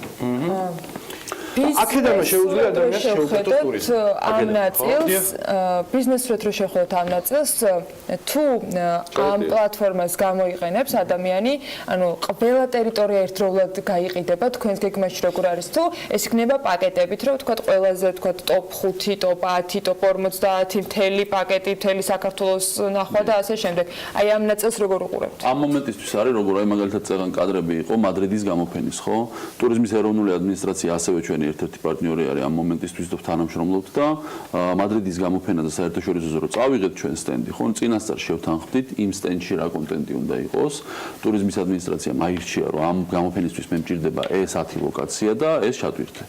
და ასე არის ამ მომენტისთვის რა, ანუ ჩვენი კასტომერი, ჩვენი დამკვეთი, ასე ვთქვათ, ირჩევს ყოველ კონკრეტულ მომენტში რა უნდა იყოს ჩატვირთული. მაგრამ საბოლოო ჯამში განვითარების შემდეგ ფაზაში როცა გადავალთ, ჩვენ ვუმიზნებთ იქითკენ, რომ ნებისმიერმა ადამიანმა თვითონ აირჩიოს მის კონკრეტულ დივაისში რა უნდა ჩანდეს. ნუ აი მე მქონდეს რეალურად თლიანად საქართველოს იქ ამ თლიანად და აი ჩემით იმას ვქნა მე რა შენით ჩვენ უფრო ბიზნეს მოდელზე აბსოლუტურად გეთანხმებით რა. გამომდინარე იქიდან რომ დღეს კარგია, ცუდია, რეალობაა რომ სახელმწიფო არის ყველაზე მსხვილი დამკვეთი ამ შემთხვევაში და ბიზნეს მოდელის თვალსაზრისით თქვენი გნებავთ სტრატეგია და გნებავთ ტაქტიკა აბსოლუტურად სწორია. როცა იქნება კერძო სექტორის საიმისოდ მზად რომ არ ვიცი მე მიბაძოს თუ შესაბამისი ფონდებიც გამოუჩნდეს იმ თამამ გადაწყვეტილებებს რაც ცალკეულ სახელმწიფო სააგენტოებს ახასიათებს რა ვიცი ბარაქალა მაგათ. ნიკა, ცოტა მეტი მითხარი შემოპირებთან დაკავშირებით. ეს თემა რაღაცა ჩამჩა და თან ვეღარ განვავრცებ. ანუ როგორც მოგახსენეთ, კულტურული მემკვიდრეობის დაცვის ეროვნული სააგენტო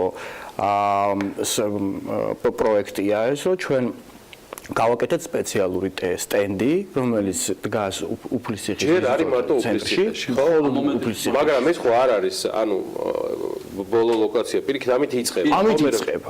ასევე ისიც იქ არის დაგეგმილი, რომ იმის გავს მოწყობილობებზე ადაპტირებული აპლიკაციები გამოვიდეს, სადაც უკვე ადგილზე მისვლაც აღარ იქნება საჭირო და აქედანვე დაათვალიერებ, სახლიდანვე დაათვალიერებ.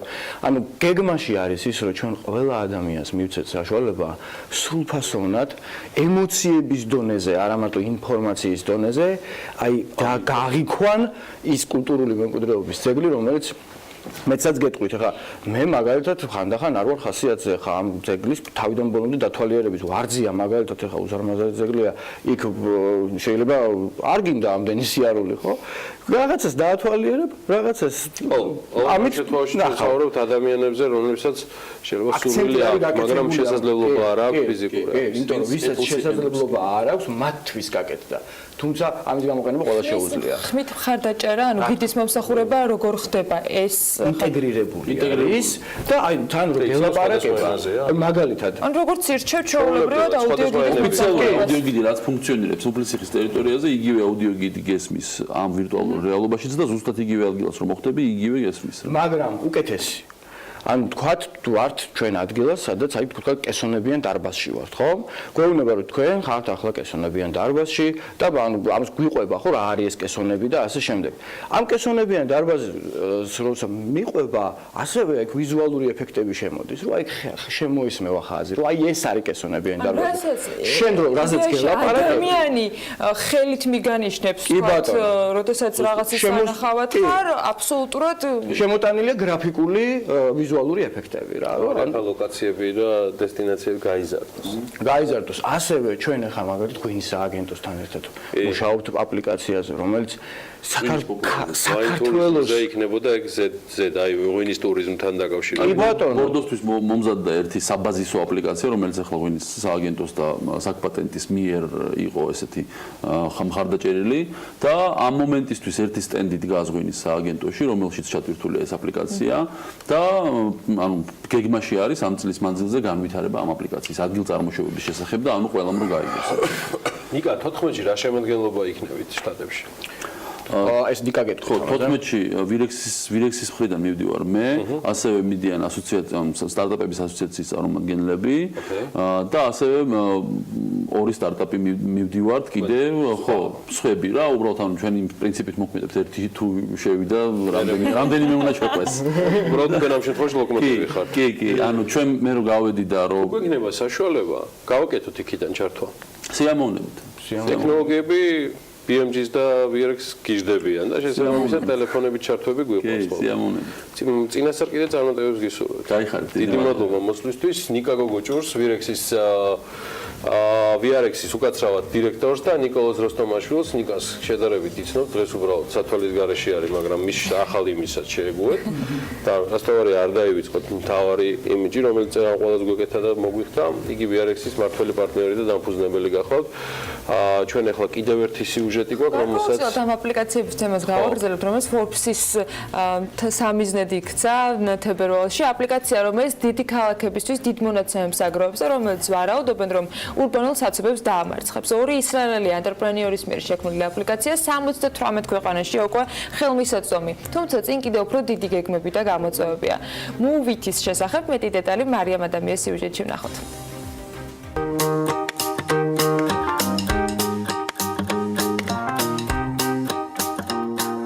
აპლიკაცია, რომელიც ურბანულ საცობებს დაამარცხებს, საზოგადოებრივი ტრანსპორტით მგზავრობას მარტივსა და სასიამოვნოს გახდის და მოქალაქეებში უმანქანოდ გადაადგილების სურვილს წაახალისებს. ეს Move-ია, რომელიც გვპირდება, რომ დიდ ქალაქებში ცხოვრებას ასატანს გახდის.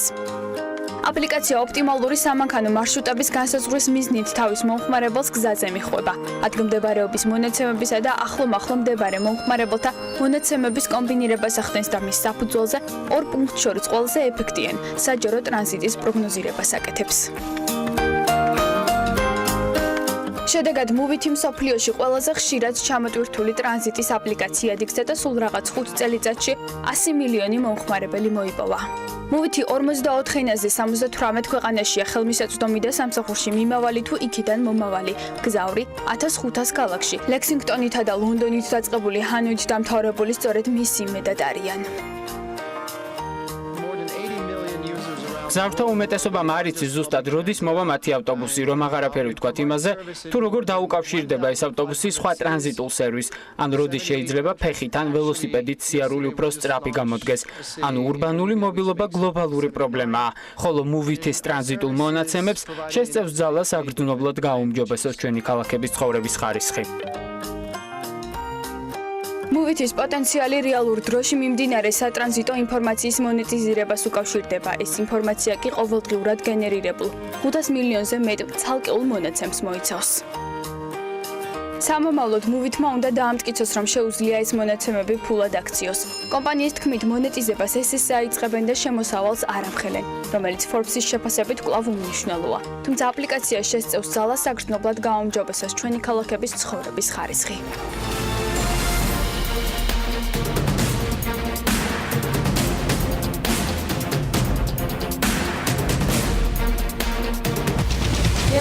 სამომხმარებლო საქონლის და მომსახურების ფასების დონე 6% გაიზარდა. 2017 წლის დეკემბერში საქართველოს ნაერთი ბიუჯეტიდან დეფიციტურად 740 მილიონი ლარია დახარჯული. 2017 წელს საქართველოს რკინიგზამ 2016 წელთან შედარებით 10%-ით ნაკლები ტვირთი გადაზიდა.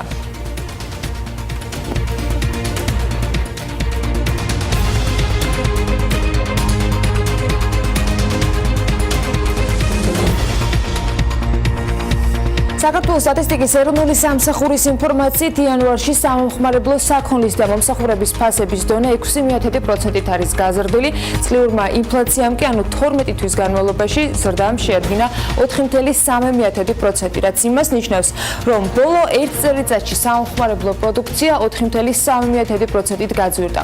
2010 წელთან შედარებით ფასები 28%-ით არის გაზრდილი. იანვარში ფასების ზრდა ძირითადად სურსათის, თამბაქოს გაძვირებამ და კომუნალური გადასახადების ზრდამ განაპირობამ. ბოლო 1 წელიწადში ყველაზე მეტად ალკოჰოლური სასმელების და თამბაქოს ფასები გაიზარდა 11.9%-ით.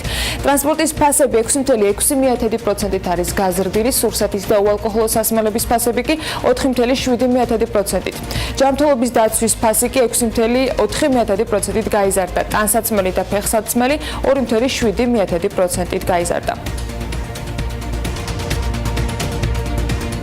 2017 წლის დეკემბერში საქართველოს ნაერთი ბიუჯეტიდან დეფიციტურად 740 მილიონი ლარია დახარჯული. იანვარ-ნოემბერში დეფიციტური ხარჯვა სულ 468 მილიონ ლარს უტოლდებოდა, ანუ მხოლოდ დეკემბრის თვეში დეფიციტმა 272 მილიონი ლარით მეტი შეადგინა, ვიდრე წლის პირველ 11 თვეში. 740 მილიონიანი დეფიციტი განაპირობა იმან, რომ მიმდინარე შემოსავლებს 157 მილიონი ლარით გადააჭარბა. 273 მილიონი ლარი შეადგინა არაფინანსური აქტივების წმინდა დაფინანსებამ, ხოლო ფინანსური აქტივების წმინდა ზრდამ 311 მილიონი ლარი დააფიქსირა. 740 მილიონი ლარის დეფიციტი კი ასე დაფინანსდა 114 მილიონი ლარი სახელმწიფო ვალის აღებით, 626 მილიონი ლარი ბიუჯეტის ნაშთზე არსებული თანხის გამოყენებით დაიფარა. დეფიციტური ხარჯვა განსაკუთრებით მაღალი დეკემბრის მეორე ნახევარში იყო, რამაც ლარის კურსის დაცემასაც შეუწყო გარკვეულწილად ხელი. 2017 წლის ბიუჯეტის წლიურმა დეფიციტმა კი 1.2 მილიონი ლარი შეადგინა ჯამში. 2017 წელს საქართველოს რკინიგზამ 10.672.568 ტონა ტვირთი გადაზიდა, რაც 2016 წლის მაჩვენებელზე 1.909.166 ტონით, ანუ 10%-ით ნაკლებია. გასულ წელს განსაკუთრებით ტრანზიტული ტვირთების მოცულობა შემცირდა და თუკი 2016 წელს მათი რაოდენობა 6.193.027 ტონა იყო, გასულ წელს 4.976.424 ტონამდეა შემცირებული.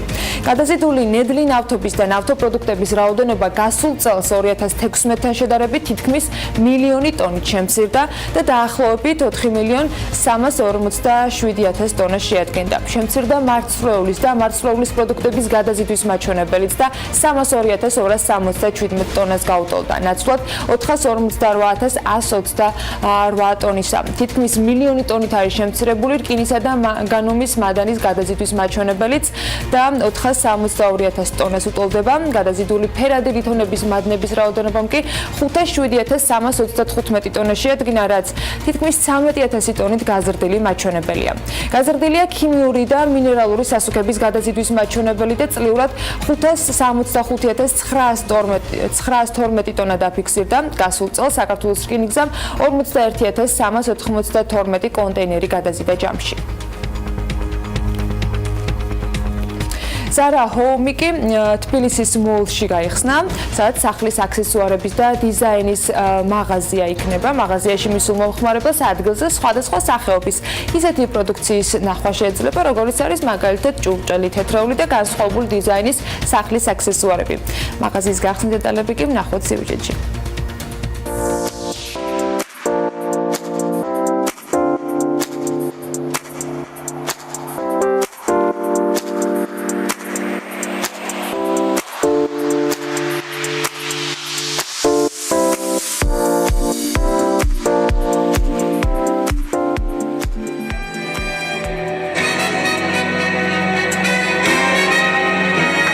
მოდური ბრენდი ზარა ქართულ მომხმარებელს ახალშესაძლებლობებს თავაზობს, რომლის ფარგლებშიც თბილისი მოლში დღეიდან დახვეწილი დიზაინის საყოფაცხოვრებო ნივთების მაღაზია ზარა ჰოუმი გაიხსნა.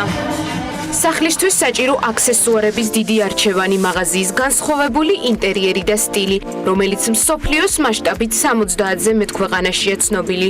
როგორც მსოფლიოში, ისე თბილისშიც ზარა ჰოუმი ქართველ მომხმარებლებს ყოველ წელს უახლესი მოდური ტენდენციების ორ კოლექციას შესთავაზებს, ხოლო განახლებული პროდუქციის ნახვა ადგილზე კვირაში ორჯერ იქნება შესაძლებელი. Zara Home is the sister brand of Zara. Zara Home არის Zara-ს შვილობილი კომპანია, როგორც თქვენ იცით, Zara არის ერთ-ერთი ყველაზე დიდი მოდური ბრენდი. Zara Home კი არის ფოკუსირებული სახლის აქსესუარებზე. ჩვენ Zara გავხსენით საქართველოში 6 წლის წინ, რის შემდეგაც ქართველი მომხმარებლებისგან Zara Home-ის პროდუქციაზეც იყო მოთხოვნა. ჩვენ გაგებით მოვეკიდეთ ამ საკითხს და დიდი მოთხოვნის შემდეგ გავხსენით ისიც. Zara Home დაინტერესებულ პირებს ერთ სივრცეში ისეთ პროდუქციას შესთავაზებს, როგორიცაა თეთრეული, ჭურჭელი, ავეჯი ან თუნდაც თანამედროვე დიზაინის სახლის დეკორაციები, რომლებიც ყველანაირი ტიპის მომხმარებლების სურვილებს დააკმაყოფილებს. ძალიან მიხარია, რომ საქართველოშიც არის Zara Home, რადგანაც უკვე ყველა ქართულ მომხმარებელს შეიძლება მაღაზიაში მოსვლა, ახალი კოლექციის ნახვა, რადგან Zara Home ანახლებს კოლექციას წელიწადში ორჯერ, ყოველთვის ითვალისწინებენ ტენდენციებს და ყოველთვის ფასი საკმაოდ მისაღები ფასი არის. აქედან გამომდინარე შეგიძლია რომ სახლში ყოველთვის გადაახალისო შენი ინტერიერი. უპირველესად მინდა მოვილოცო ქართულ მომხმარებელს, რომ საკმაოდ კარგი სიახლეა Zara Home-ის გახსნა საქართველოში, იმიტომ რომ არის ძალიან ხარისხიანი და ხელმისაწვდომი, მოდი ესე ვთქვათ, საქონელი, ძალიან ლამაზი, მრავალფეროვანი, ძალიან მიხარია გახსნა და ვიქნები ხშირი სტუმარი. Zara Home Inditex ჯგუფში შემავალი ბრენდია, რომელიც მსოფლიოს თავის პროდუქციას 2003 წლიდან სთავაზობს და ამ ეტაპზე ბაზარზე 500-ზე მეტი მაღაზიითაა წარმოდგენილი. ყოველ პროდუქტზე დიზაინერების საერთაშორისო გუნდი მუშაობს, რომლებიც ყოველდღიურად ცდილობენ მომხმარებლებს თბილ გარემოსთან ერთად უახლესი მოდური სტანდარტებით შესთავაზონ. სოციალური პასუხისმგებლობის ფარგლებში სამშენებლო კომპანია ნოვა ბერი ანდრეას ფონდს ესტუმრა და ისინი სხვადასხვა სახის პროდუქციითაც მოამარაგა. ნოვას წარმომადგენლების თქმით, კომპანიისთვის მსგავსი აქტივობა უცხო არ არის და მომავალში კიდევ ბევრი საინტერესო იგეგმება. კიბოსთან ბრძოლის საერთაშორისო დღე ბერი ანდრეას ფონდში განსხვავებულად დაიწყო. ტრადიცია კომპანია ნოვასგან არც ამჯერად დარღვეულა და ბავშვების გასახალისებლად საჩუქრებიც მომზადდა. საჭირო პროდუქტების სასაჩუქრად მომზადებით სამშენებლო მასალების კომპანია მსოფლიო მასშტაბით აღნიშნად კიბოსთან ბრძოლის დღეს შეუერთდა. კიბოსთან ბრძოლის საერთაშორისო დღეა დღეს და შევეცადეთ რომ ბავშვებისთვის ხიარული განწყობა შეგვექმნა. ჩვენ კალენდარში ძალიან ბევრი დღეა მონიშნული, რომელსაც ბერი ანდრეას ფონდთან ერთად გავატარებთ. საჭიროების ორგანიზაციას მოვაწოდეთ პროდუქტები და მინდა გითხრათ რომ ეს დღე არ არის დღე, როდესაც რაღაც უნდა უთანაგმოთ ერთმანეთს. ჩვენ ვფიქრობთ რომ წმენით და ერთმანეთის გვერდში დგომით ბევრად უფრო გავახალისებთ ამ ბავშვებს. აქ მყოფი ბავშვებისთვის კიბოსთან ბრძოლის საერთაშორისო დღეს განსაკუთრებული მნიშვნელობა აქვს. ბერი ანდრეას ფონდი 18 წლამდე სიმსივნით დაავადებულ ბავშვებს ეხმარება. ფონდი ბავშვთა მკურნალობას, მათ რეაბილიტაციას და სიცოცხლის ხარისხის გაუმჯობესებას უზრუნველყოფს. 4 თებერვალი ჩვენთვის ძალიან მნიშვნელოვანია, იმიტომ რომ საზოგადოებას კიდევ ერთხელ შევახსენოთ, რომ მათ პარალელურად მათ გვერდით არიან ბავშვები, ადამიანები, რომლებსაც სჭირდებათ დახმარება და ისინი არიან ონკოლოგიური სენით დაავადებულები. რაც შეეხება კომპანია ნოვას, ეს არის ჩვენი უერთგულესი მეგობარი კომპანია, ძალიან დიდი ხანი არის, ძალიან მთელი გულით, სულით და სიყვარულით ზრუნავენ ჩემს შვილობილებზე. შეხვედრა ბოლო არ არის. კომპანია ნოვასთვის სოციალური პასუხისმგებლობა ერთ-ერთი პრიორიტეტული საკითხია, რომლის ფარგლებშიც მისი წარმომადგენლები ბერი ანდრეას ფონდის ხშირი სტუმრები არიან. მალე მასპინძლობასაც შეითავსებენ.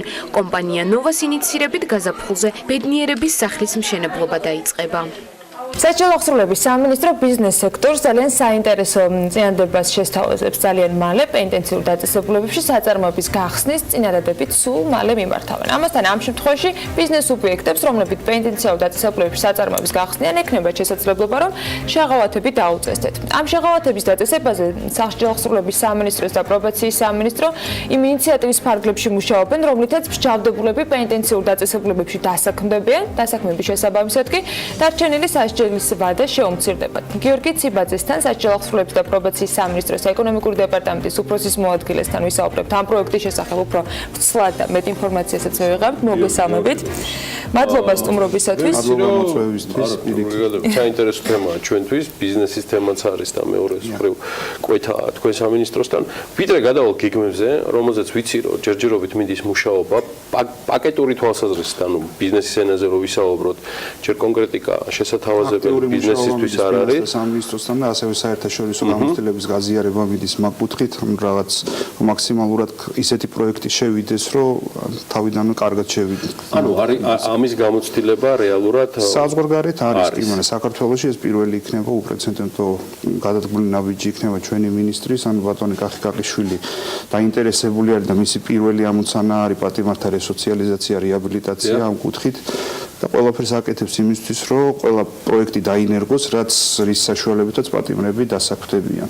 ჩვენ გვაქვს მიმდინარე პროექტები და არის რაღაცა ისეთი მონახაზი ჯერაც, რაზეც ჯერჯერობით თავიდან ბოლომდე ვერ ვილაპარაკებ, იმიტომ რომ ჯერ შემუშავების პროცესში არის, როგორც მოგახსენეთ, შემიძლია თქვა მიმდინარე პროექტებზე, რაც ხდება ახლა ამ ეტაპზე და სანამ მაგაზე გადავთ, ანუ შედეგი რა გვინდა რომ მივიღოთ, ანუ გააჩნია გასაგებია რომ მუშაობა მიმდინარეობს და რაღაცა ეტაპები უნდა გაიაროს ამ ყველაფერმა, მაგრამ საბოლოო შედეგი ეს მაინც თუ შეგვიძლია რომ თქვა რა გვინდა რომ მივიღოთ. არის ჩვენთვის დასაქმებული პატიმარი, არის ცოდნა მიღებული, ასე ვთქვათ, დატრენინგებული პატიმარი, რომელიც შეისწავლის სხვადასხვა პროფესიას და ერთ-ერთი ასევე დიდი ინიციატივა, რომელიც მუშავდება კანონ პროექტის ფარგლებში, არის სასჯელის ვადის სანაცვლოდ დასაქმება პატიმრის, ანუ ის რომ პატიმარი იმუშავებს და ამის საფუძველზე რაღაც ვადა შეუმცირდება, ანუ მაგ კუთხითაც მიდის აქტიური მუშაობა, სხვადასხვა საერთაშორისო გამოცდილების გაზიარება და ჩვენი იურიდიული სამსახური აქტიურად მუშაობს ამ კანონ პროექტს. და ეს დასაქმება არ ნიშნავს, რომ პროდუქტი, რომელსაც პატიმრები საკუთარი მუშაობით შექმნიან, არ იქნება მხოლოდ სასჯელ აღსრულების დაწესებულებებში გავრცელებული, რეალურად ბიზნესი პროდუქტს გაავრცელებს ყველგან. ბიზნესის კუთხით ცოტა რთულია ბიზნესის შემოყვანა სასჯელ პენიტენციურ სისტემაში, იმიტომ რომ რაღაც გარანტიები ჭირდება ბიზნესი, შეკრული წრეა, ასე რომ ვთქვათ, ანუ შეზღუდული არის პროდუქციის დამზადების ან გაყიდვის არეალი, ან რაღაც ლგოტები ჭირდება, ასე რომ ვთქვათ, ბიზნესს, რომ საწარმო გახსნას დაწესებულებაში. ამიტომ ფინანსთა სამინისტროსთან ერთად საშეღავათო პოლიტიკით, ანუ საგადასახადო კუთხით საშეღავათო პოლიტიკაზე მიდის აქტიური მუშაობა, რომ რაღაც შეღავათები ქონდეს და დაინტერესება ქონდეს ბიზნესს საწარმოების გახსნის დაწესებულებაში და ამავდროულად რო არ დავკარგოთ მიდის პატიმრების გადამზადება, რათა უკვე კვალიფიციური კადრები დახვდნენ და პირდაპირ დაასაქმნონ. თუმცა ამასობაში უკვე არის სამი მიკროსაწარმო. სამი მიკროსაწარმო. რა სტატუსით არიან, გიორგი, როგორ გაჩნდნენ, ასე ვთქვათ, სისტემაში, მიუხედავად იმისა, რომ ვთქვათ, იმ კანონ პროექტის ნაწილი ესენი არ არიან, რომელზეც ახლა მუშაობს სამინისტრო. სამინისტრომ მთავრობას მიმართა გამარტივებული შესყიდვის კუთხით კანონით, ანუ გამოსული არის ჩვენზე შეღავათიანი შესყიდვის მექანიზმი, როდესაც პატიმარი მუშაობს დაწესებულებაში არსებულ საწარმოში, მისგან სასჯელ აღსრულების სამინისტროს და ასევე პრობაციას შეუძლია პირდაპირ წესით შეისყიდოს ესეთ თუ ის დამზადებული პროდუქცია, რომელიც მის ინტერესებში ჩდება. თუ ის არის დამზადებული სისტემაში, აუცილებლად უნდა იყოს დამზადებული სისტემაში, ანუ ჯერჯერობით მხოლოდ და მხოლოდ მაგ კუთხით მიდის მუშაობა, იმიტომ რომ არ შეიზღუდოს თქვა სხვა გარეთ საწარმოები, საკმაოდ დიდი კონკურენცია. თუმცა კონკურენტულ ბაზარზე ხდება ამ კომპანიების შერჩევა, ანუ შემოდიან ეს კომპანიები თავიდან რა თქმა უნდა მომართვი და შემდეგ აუქციონი ტარდება ელექტრონული, სადაც ესა თუ ის კომპანია თავისი ინვესტიცია გეგმებით იმარჯვებს ჩვენგან მიერ გამოცხადებულ კონკურსში, დებს ინვესტიციას, აშენებს საწარმოებს, ასაქმებს პატიმრებს და შემდეგ იმ პროდუქციას, რომელსაც საწარმოებს ჩვენ დაწესებულების ტერიტორიაზე, ამას ჩვენ ყიდულობთ პირდაპირ. ასეთი საწარმოები არის, თქო, სამი ტიპის საწარმო არის. ერთი არის სამკერვალო, რომელიც საკმაოდ დიდი ხანია ჯერ ევროკავშირის მიერ დაფინანსებული პროექტის ფარგლებში არსებობდა, დაატრენინგეს ჩვენი ქალბატონები და რუსთავში არის, დიახ, მეხუთე დაწესებულებაში, ანუ მე ციფრებით შემიძლია გითხრათ და ეს ასევე საჯარო არის, იმიტომ რომ ხელშეკრულებები იტვირთება შესყიდვების ბაზაში. ანუ 2016 წელს მაგალითად 61,000-ის ხელშეკრულება გაუფორმდა, სადაც ბალიშები და ბალიშპირები შეკერეს ქალბატონებმა. 2017-ში 227,000 ლარის ხელშეკრულება დაიდო უკვე ზეწრებზე და ბალიშისპირებზე.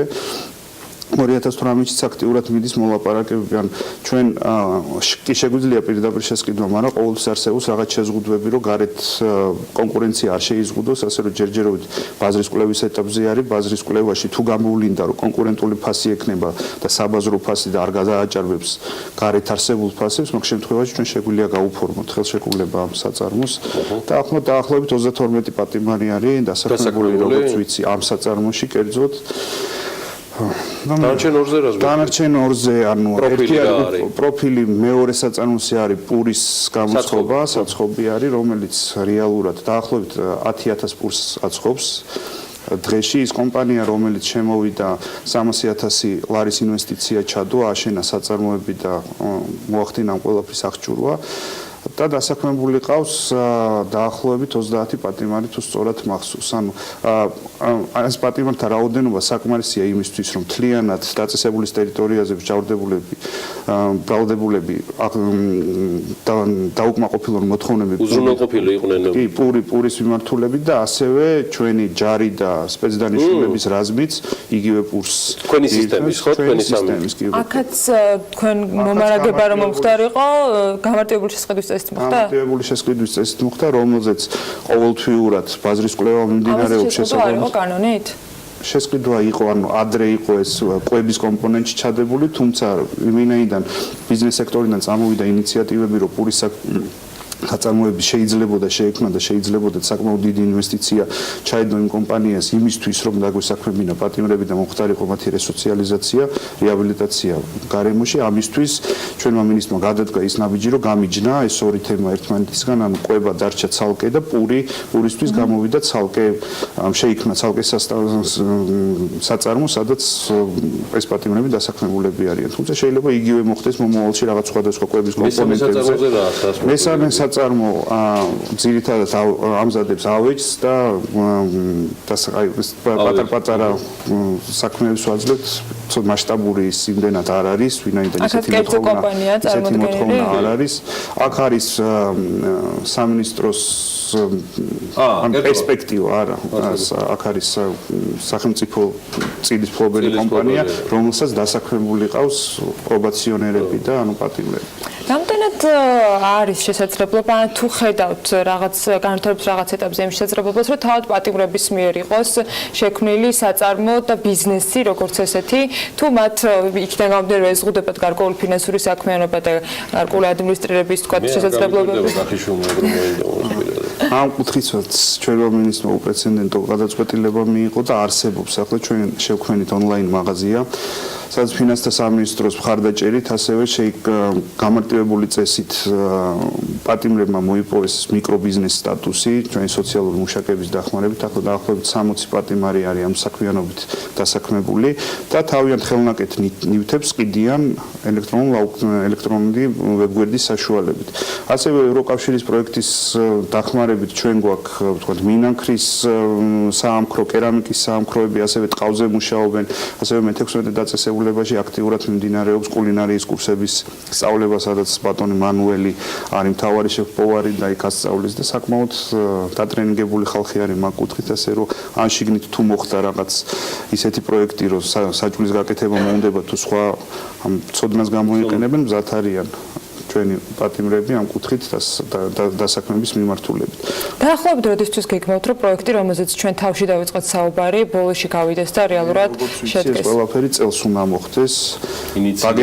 დაგეგმილი იყო საგაზაფხულო სესიაზე და ჩვენი იურიდიული დეპარტამენტი უკეთესად გაგცემთ მაგაზე პასუხს, ანუ რამდენად დააჩქარებს, თუმცა ჩემი აზრია, რომ მაინც ეს არის არა, ეს არის სუფთა საუბრის თემა ფინანსთა სამინისტროსთან, იმიტომ რომ შეღავათების გარეშე, რაზეც გიორგიც საუბრობდა, ანუ შეღავათების კი არა, ფორმის გარეშე, ანუ რას თავაზობ რეალურად, ბიზნესი რას მიიღებს, რომ შენ იყო წინასწარ კონსულტაციები ბიზნესთან, აი მათგან რა გზავნილები მოდის, რა შემთხვევაში იქნებოდნენ დაინტერესებულები ასეთი წინადადების მიღების. სავარაუდოდ იყო რაღაც გადაწყვეტილებას ხელმძღვანელობა ისე ვერ მიიღებს, თუ ნიადაგი ჯერ არ შეაფასა. ანუ ბიზნესთანაც არის მოლაპარაკებები, ამავდროულად ფინანსთა სამინისტროსთან მიდის ის მოლაპარაკებები, ანუ ჩვენთვის თავარი არის ორი მიმართულება ამ კუთხით, რომ შემცირდეს რისკი, ან მაღალი რისკის პატიმრები დაინტერესდნენ, რომ წამოვიდნენ დაბალი რისკისკენ, რათა მოხდეს შემდგომი მათ რეაბილიტაცია და ამ რეაბილიტაციის და დასაქმების შემდეგ შემცირდეს მათი პენიტენციურ დაწესებულებაში ყოფნის ვადა და ამითი ძირითადად არის დატვირთვა ის, რომ ჩვენ ვებრძვით იმ კრიმინალურ სუბკულტურას, რომელიც თქვათ კრძალავს ამ მუშაობას და მაქსიმალურად მიმართული არის აბსოლუტურად სხვა გზისკენ. ანუ ეს იყო მცდელობა, ეს ბოლო კითხვა იყო ჩემს მცდელობა იმის პასუხის მიღების, აი დაახლოებით რანაირი შეღავათები შეიძლება იყოს დაწესებულები. როგორი პროპორციით შეუცირდებათ თქვათ ამ ბიზნეს რეჟიმს. ალბათობზე იქნება ლაპარაკი, ძალიან მალე გაიგებთ ამ ყველაფერს. და გელოდებით ისევე ეთერში თქვენს კოლეგებს გიორგი ციბაძეს მადლობა, საჯარო აღზრდულების და პრობაციის სამინისტროს ეკონომიკური დეპარტამენტის უფროსის მოადგილეს. ჩვენ ახლა გავართ მოკლე პაუზაზე. და უნდა დაგველოდოთ, რადგან სულ ამდენიმე წუთში ელენე ჩომახიძის და BLC-ის ერთობლივი რუბრიკა იწყება. გიგაბათლიძე იქნება ჩვენი სტუმარი, საკმაოდ საინტერესო თემით, ალბათ ერთ-ერთი ყველაზე საჭირო როტო.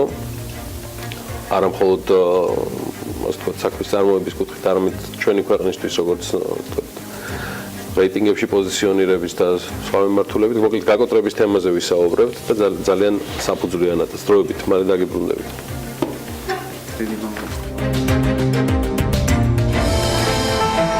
ამინდის პროგნოზის სპონსორია SEU Development-ი.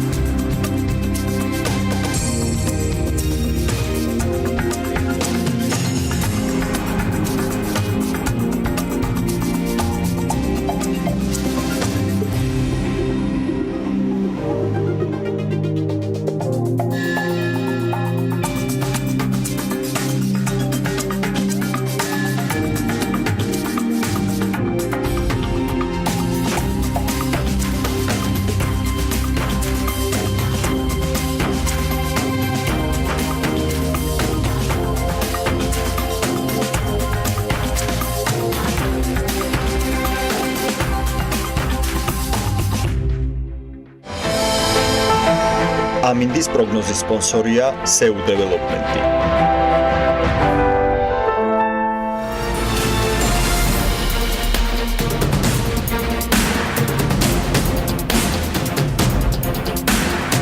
რეკლამის შემდეგ დავუბრუნდით პირდაპირ ეთერში საქმიანი დილით და სამართლის რუბრიკით ელენე ჩომახიძესთან, რა თქმა უნდა, ჩვენს პარტნიორებთან, BLC-სთან ერთად, დილა მშვიდობის ელენე. დღევანდელ რუბრიკაში გადახდის უნარობის საქმის წარმოებაზე დაიგეგმა ეთერი, რა მიმართულებებს ირჩევს სტუმართან ერთად სასაუბროთ, რამდენიმე წამში გვექნება შესაძლებლობა, რომ გავეცნოთ ამ ყველაფერს.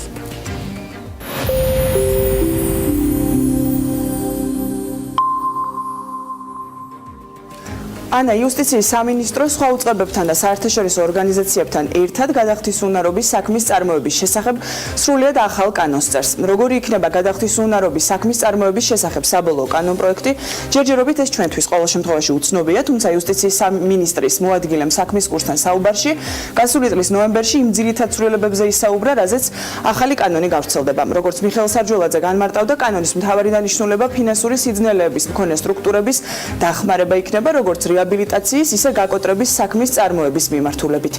ასევე ახალი კანონი გადახედავს გადახდის უნარობის საქმის წარმოების პროცესში ჩართული სუბიექტების უფლება-მოვალეობებსაც, რომ მათი ინტერესების დაკმაყოფილება სხვა მონაწილეებისთვის ზიანის მიყენების გარეშე მოხდეს. საკმაოდ აქტუალური და საკმაოდ მნიშვნელოვანი საკითხია როგორც კერძო სექტორისთვის, ასევე პრინციპში შეიძლება ითქვას, რომ თითოეული ადამიანისთვის, ასე რომ ამ თემაზე სასაუბროთ ახლა ჩვენთან ერთად იქნება ცხადია ჩვენი პარტნიორი კომპანია, იურიდიული კომპანია BLC-ის პარტნიორი გიგაბათლიძე.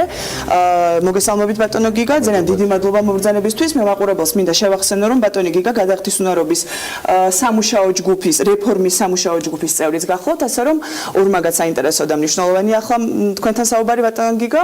მოდით დავიწყოთ თავად აღნიშნული მიმართულების, რაც შეეხება გადახდის უნარობას და მოწესრიგებული გადახდის უნარობის ეკონომიკური მნიშვნელობის შესახებ. რა შეგიძლიათ გითხრათ, რამდენად მნიშვნელოვანია ზოგადად ეს მიმართულება ჩვენი ქვეყნისთვის და ეკონომიკისთვის. კიდევ ერთხელ მოგესალმებით, დიდი მადლობა შესაძლებლობა რომ მომეცა რომ ვისაუბრებ ამ თემაზე, ძალიან მნიშვნელოვანი თემა.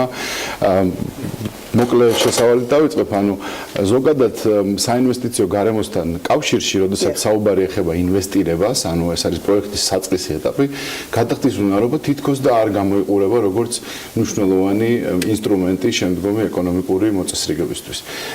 ეს რატომ? იმიტომ რომ როგორც წესი ინვესტირების, ასე ვთქვათ, პროექტების წამოწყების ეტაპზე ხალხი არ ფიქრობს გადახდის უნარობაზე, გაკოტრებაზე და ფინანსურ სიძნელეებზე. თუმცა რეალობაში ეს ასე ვთქვათ მოწესრიგებული გადახდისუნარობის სისტემა ძალიან მნიშვნელოვანია ეკონომიკის გაჯანსაღებისთვის და არა მხოლოდ იმისათვის რომ ვთქვათ კონკრეტულ კომპანიებს დავეხმაროთ და ორი ძირითადი მიმართულებაა რატომ. ერთი მოწესრიგებული სისტემის გარეშე შეუძლებელია რეაბილიტაცია უნარიანი საწარმოების გაჯანსაღება, ანუ შეიძლება მათ კონდეთ გაჯანსაღების უნარი, ანუ ბიზნესი როგორც ასეთი არის მომგებიანი, თუმცა კონკრეტულ მომენტში ფინანსურ სიზნელეებს გარდაიხდას. შეიძლება რაღაც ბიზნეს გადაწყვეტილებების გამო, მაგალითად, ზედმეტად დაიტვირთა მითი რა ქვია, ფინანსური ვალდებულებებით და მისი მიმდინარე შემოსავალი არ აკმაყოფილებს. თუმცა ზოგადად ბიზნესი ჯანსაღია და შეუძლია გადარჩენა რესტრუქტურიზაციის პირობებში. მაგრამ როდესაც ველაპარაკებით ბევრ კრედიტორს ერთად, ამისთვის გვჭირდება ინსტრუმენტი. ეს რაც შეეხება გაჯანსაღებას რეაბილიტაციის გზით, რომელზეც რეფორმის ფარგლებში მნიშვნელოვანი აქცენტი კეთდება. თუმცა არანაკლებ მნიშვნელოვანია გაკოტრების პროცესიც, ანუ წარუმატებელი საწარმოს ორგანიზებული გაყვანა ეკონომიკური ველიდან. ეს რატომ არის მნიშვნელოვანი? ორი მიზნით არის ეს და ორი კუთხით გადმოსახედიდან უფრო სწორედ არის მნიშვნელოვანი. ერთი რომ ჩვენ შესაძლოა ამ კომპანიას თუ საწარმოს ახდენს აქტივები, რომელიც უბრალოდ თავის ღირებულებას ვერ სძენდნენ ეკონომიკას, დამატებით ღირებულებას არ ქმნიან იმის გამო რომ სიძნელეების ასე ვთქვათ გაჭედილ სიტუაციაში შეუძლებელია რომ მათ ოპერირება განახორციელონ, ხო?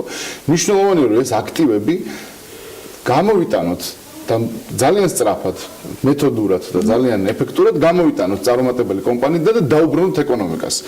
იმ წარმატებული ბიზნესის შესაქმნელად, ხელახლა შესაქმნელად. მაგრამ ამავდროულად თქვენ კარგად მოგეხსენებათ, რომ ძალიან ბევრი ბიზნესმენი არსებობს სოფლიოში, რომელიც მათ შორის ტრამპიც, რომელიც ახლა ამერიკის პრეზიდენტია, რომელსაც არაერთი წარუმატებელი გაკოტრებული კომპანიის მფლობელობა აქვს თავის პირად ისტორიაში. და ეს რატომ არის მნიშვნელოვანი?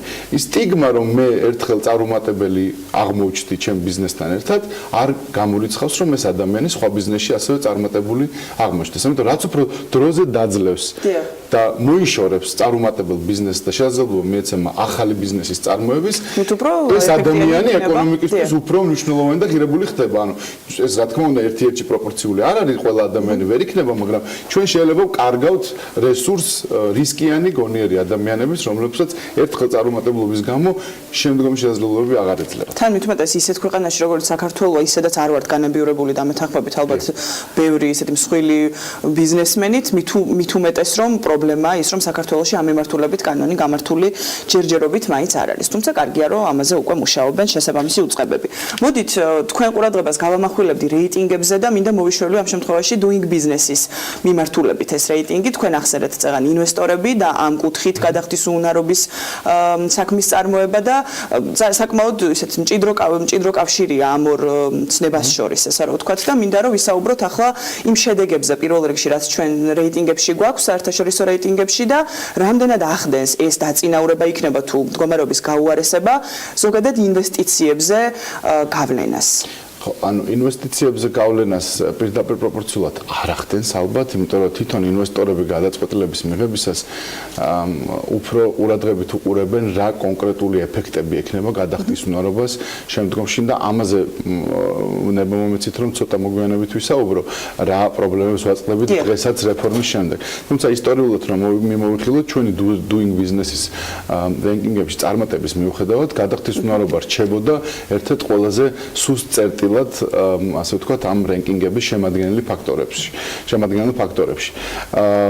და ვიყავით 122 ადგილზე, რაც ხა ბუნებრივია ჩვენი არ არის საქართველოს შედეგი. რეფორმის დაწყებისას იყო საუბარი რომ ჩვენ ხომ არ გავაკეთოთ ერთიანი რეფორმა, რომელიც მთლიანობაში გააუმჯობესებს კანონს და ეს რენკინგებზეც აისახება და ეკონომიკურ კეთილდღეობას, იმიტომ რომ სულ არის საუბარი ამაზე, ხო, რენკინგი ძალიან მნიშვნელოვანია ჩვენი ქვეყნის მარკეტინგული თვალსაზრისით ჩვენი ქვეყნისთვის, მაგრამ ეკონომიკაზე პირდაპირ გავლენას რენკინგები რა თქმა უნდა არ ახდენს კიდევ ერთხელ ვიმეორებ, ანუ ეს არის რეალური ინვესტორების გადაწყვეტილებები და ფინანსებლების გადაწყვეტილებები, რომელსაც იღებენ. რა თქმა უნდა ის რომ ჩატარდა, ასე ვთქვათ, რეფორმა და ჩვენ 122-დან 57 ადგილზე წავიწიეთ გადახდის უნარობის ნაწილში. ეს მნიშვნელოვანია და ჩვენ ამას პოზიტიურად ვაფასებთ, მათ შორის სამუშაო ჯგუფის წევრები, თუმცა ამან არ ამოწურა ახალი კანონის შექმნის საჭიროება. აი რამდენიმე მაგალითი რო დავასახელო, მაგალითად ერთ-ერთი კრიტიკული საკითხი, რაზეც რენკინგები ყურადღებას ამახვილებენ, რამდენად შეუძლია მოვალეს განსაზღვროს პროცესის მიმდინარეობა. ანუ რამდენად შეუძლია განცხადების შეტანისას დაასახელოს მას რეაბილიტაცია უნარიანი გონია თავის საწარმო თუ გაკოტრებასკენ მიყავს. ესეთი დასახელების, ასე ვთქვათ, შესაძლებლობა ცვლილებების შემდეგ 2017 წელს განხორციელდა ეს ცვლილებები, რამაც 57 ადგილი მოგვიტანა. ესეთი შესაძლებლობა გაჩნდა, ანუ მოვალეს უფლება ეძლევა დაასახელოს რა ურჩევნია მას. თუმცა ეს გაჩნდა მხოლოდ ერთ აბზაცში და რეალურად ბერკეტები ამის დასახელების და რატომ არსებობს ეს დასახელება, ხო? იმიტომ რომ მოვალეს გაუჩნდეს მოტივაცია ადრე მიმართოს კრიზისის საწყის ეტაპზევე, სანამ გადარჩენის შესაძლებლობაც უფრო მაღალია და თქვათ ღირებულების გაუარესებაც კომპანიაში უფრო არ არის დაწყებული ჯერ კიდევ. პრინციპში აზრიც ეს არის, ხო, ამ პროექტის დახვეწის და შემუშავების, რომ რაც შეიძლება მალე, პრევენციული ხასიათი აქვს და მინდა რომ კიდევ უფრო დაწვრილებით ვისაუბროთ ახლა ამ რეფორმაზე, მე დასაწყისში სულტყვილად არ აღმინიშნავს, რომ თქვენ რეფორმის სამუშაო ჯგუფის წევრი ხართ, ასე რომ მოდით მაყურებელს უთხრათ რა ეტაპზეა ახლა სამუშაოები, რეფორმის მიმდინარეობა, როგორ მიმდინარეობს რეფორმა და რა სტატუსი აქვს მას დღეს? ეს რეფორმა მიმდინარეობს ევროკავშირის დაფინანსებით და GIZ-ის გერმანული თანამშრომლობის ორგანიზაციის ხელშეწყობით. ასე ვთქვათ, ლიდერობა აღებული აქვს უწყებებს შორის იუსტიციის სამინისტროს. რეფორმის ჯგუფმა დაასრულა მუშაობა კანონპროექტის პირველად ვერსიაზე. ეს ვერსია გადაგზავნილია უკვე და იუსტიციის სამინისტრო იხილავს, იქ რაღაც მცირედი კორექტირებები მე შევახსენებ მაყურებელს, რომ სამი ძირითადი უწყებაა ჩართული: ეკონომიკის სამინისტრო, ფინანსთა სამინისტრო და იუსტიციის სამინისტრო და ასე ვთქვათ, უწყებრივი თანამშრომლობის ფარგლებშიც მათაც რაღაც გარკვეული საკითხების შესათანხმებელი აქვთ. ამიტომ ყველაფერს მე ამ ეტაპზე თავისუფლებას არ მივცემ, რომ აქ ეთერში გავაჟღერო, იმიტომ რომ ეს არის ვთქვათ ჯერ კიდევ სამუშაო ჯგუფის ფარგლებში განსახილველი საკითხები. თუმცა რამდენიმე მიმდინარეობაზე შემიძლია ყურადღება გავამახვილოთ. ჩვენ იმედი გვაქვს, რომ ჩვენ იმედი გვაქვს, რომ საუკეთესო შემთხვევაში საგაზაფხულო სესიაში ეს კანონპროექტი უკვე პარლამენტში შევა. ამის ძალიან დიდი იმედი გვაქვს. უარეს შემთხვევაში თუ 2018 წლის განმავლობაში ამ პროექტს დავამთავრებთ, მე ვფიქრობ ძალიან მნიშვნელოვანი წინსვლა იქნება ამ დარგისთვის ეს. ეხლა რაზე არის ძირითადი და მე ერთი მაგალითი მინდა მოვიყვანო თქვენთან, რომელიც ეხება აი ზუსტად იმას, რომ რენკინგები რამდენად არ ახდენენ გავლენას და პირდაპირ პროპორცია რამდენად არ აქვს საინვესტიციო გარემოზე კონკრეტულად გადახდის უნარობის მიმართულებით. ჩვენ გვაქვს ესეთი ფენომენი, რომელსაც ქვია უზრუნველყოფა, ანუ ვალდებულებების უზრუნველყოფა, რაც საზოგადოების ცნობილია, ხდება როგორც წესი ძირითადად იპოთეკის და გირავნობის სახით, თუმცა სხვა უზრუნველყოფის საშუალებებიც არსებობს. და იპოთეკისა და გირავნობის უზრუნველყოფას განაპირობებს, ასე ვთქვათ, უზრუნველყოფის ღირებულებას განსაზღვრავს მათი რიგითობა. ანუ, როდესაც მე თქვენ გითანხმდებით, როგორც საერთაშორისო ფინანსური ინსტიტუტი, რომ მე თქვენ ბიზნესს დავაფინანსებ, ამ პირობებში ჩემთვის მნიშვნელოვანია, რომ ბიზნესის დაფინანსების პარალელურად მე მქონდეს პირველადი უზრუნველყოფის, ანუ პირველადი წვდომა თქვენს აქტივებზე, თუ ამ ვალდებულების გასტუმრებას რაიმე პრობლემა შეექმნა. ეს რიგითობა, როგორც წესი, გარკვეული გამონაკლისების გარდა, რომელიც თქვა შემოსავლების სამსახურის რიგითობას ეხება და მხოლოდ ბანკებთან მიმართებაში არის ეს რიგითობა დაცული, სხვა შემთხვევებში გადახდის უნარობის გარეთ ეს რიგითობა დაცული, ანუ ვინც პირველი ირეგისტრირებს, ასე ვთქვათ, უზრუნველყოფის საგანს უფლებას, ის არის პირველი რიგის და შემდგომში ქრონოლოგიურად მეყვება. სამწუხაროდ ეს მცირედი ცვლილებების მიუხედავად ეს ქრონოლოგია მაგალითად გადახდის უნარობის სისტემაში არის მთლიანად არეული და როგორ არის არეული? ანუ უზრუნველყოფილი კრედიტორები ერთ ასე ვთქვათ ფულში, ერთ მასში ხვდებიან ჯგუფში და მათი უფლებები და მოვალეობები გადახდის უნარობის პროცესში ფაქტურად გათანაბრებულია. ანუ წარმოიდგინეთ თქვენ სიტუაცია, რომ ინვესტორი იღებს გააწყვეტილებას და ბუნებრივია ამ რა თქმა უნდა იურისტებსაც და საკონსულტაციო ფირმებს ეკითხებიან ასეთ რაღაცას, აი რა ბედი ეწევა ჩემს უზრუნველყოფის უფლებას თუ კომპანიას მოუწია გადახდის უნარობის საქმის გახსნა და ჩვენ ეძულებული ვართ უთხრათ, რომ იცით რა, იმის და მიუხედავად რომ თქვენ პირველი რიგის უზრუნველყოფა მოიპოვეთ ამ ქონებასთან, შეიძლება აღმოჩნდეს, რომ მეორე რიგის იპოთეკასთან, მეორე რიგის მესამე რიგის იპოთეკასთან გათანაბრებულ მდგომარეობაში აღმოჩნდეთ და შემოსავლების სამსახურთან. ეს გამოდის, რომ მე როდესაც ვაფინანსებ მილიონი პირობითად დოლარით ბიზნესს და მეგულება მილიონი დოლარის ღირებულების აქტივი, რომელზეც სანამ ჩემი უფლებები არ ამოიწურება, მანამდე მეორე რიგის იპოთეკარი ვერ დაიკმაყოფილებს თავის მოთხოვნას, მე აღმოჩნდება, რომ ეს მილიონის ღირებულების აქტივი უნდა გავუყო ჩემთვის და ჩემს მიერ არაკონტროლირებად რაოდენობას სხვა კრედიტორებისა. როცა ახლა ვსაუბრობთ, ესეთ საკმაოდ ცხადი პრობლემაა, ხო, რეალურად ახლა თქვენ რო ყვებოდით, ერთი შეხედვით ძალიან მარტივი აღსაქმელია თუ რა რეაქცია შეიძლება ქონდეს თუნდაც ასეთ ინვესტორს, რომელიც საკმაოდ მსხვილ ინვესტიციას დებს ამა თუ იმ მიმართულებით. მაგრამ რატო ვერ მოხერხდა აქამდე საქართველოში? გარდა მე ალბათ ვფიქრობ, რომ ძალიან ბევრი ადამიანი იქნება ისეთი, ვინც რეალურად როდესაც ამ კანონზე მუშაობდა, გაცნობიერებული ქონდა ეს საკითხი, რაზეც ახლა ჩვენ ვსაუბრობდით და რაიმე თქვა წინააღმდეგობაში მოდის რაიმე სხვა მიმართულებით ჩვენ კანონმდებლობასთან თუ არა, მე არ ვფიქრობ წინააღმდეგობაში მოდის, ეს უბრალოდ კანონს თავისი სიცოცხლე გააჩნია, ანუ კანონი რო იქნება, ეს არ არის რა ქვია, ხისტი რეგულაციების ჩარჩო, რომელიც უცვლელი რჩება დროის განმავლობაში, როდესაც პრობლემატიკა ჩნდება, კანონი უნდა შეიცვალოს. ანუ როდესაც კანონს იღებდნენ, მე ვერ გეტყვით მათ მაგივრად რატომ არ გაითვალისწინეს, მაგრამ როდესაც პრაქტიკა მაჩვენა, რომ ეს მნიშვნელოვანი იყო, ამას დიდი ხანია მიდის საუბარი, უბრალოდ საუბარია იმაზე, როდის გავაკეთოთ ეს ეხლა თუ შემდგომში საფუძვლიანი რეფორმის პარალელში და მე შემიძლია ეს უკვე ჯგუფის სახელით დავადასტურო, რომ ამ საკითხს აუცილებლად ეშველება რეფორმის პარალელში, იმიტომ რომ ძალიან მნიშვნელოვანია, კიდევ ერთხელ ვამბობ, ანუ გადახდის უნარობა არავის არ ეგონოს, რომ არ არის მნიშვნელოვანი შესწავლის ობიექტი ინვესტირების პროცესში და მხოლოდ პრობლემა რო გაჩნდება, მე უყურებს ბიზნესმენი, ეს ესე არ არის. და ეს აუცილებლად შესაძლებელია. ასე ვთქვათ, ამ კუთხით ასევე მნიშვნელოვანია და მე ვფიქრობ აღნიშნულსია, ანუ უზრუნველყოფილი კრედიტორის სტატუსთან დაკავშირებული სხვა საკითხები. ანუ როდესაც ჩვენ უზრუნველყოფილ კრედიტორს ამ მნიშვნელოვან უპირატესობას სხვა კრედიტორების მიმართ რიგითობის მიხედვით ვართმევთ. ამავდროულად ჩვენი კანონი დღევანდელი გადმოსახედიდან მათ აძლევთ ისეთ უფლებებს, რომელიც მათ რეალურად უზრუნველყოფის დაცვის შემთხვევაში არ ჭირდებათ.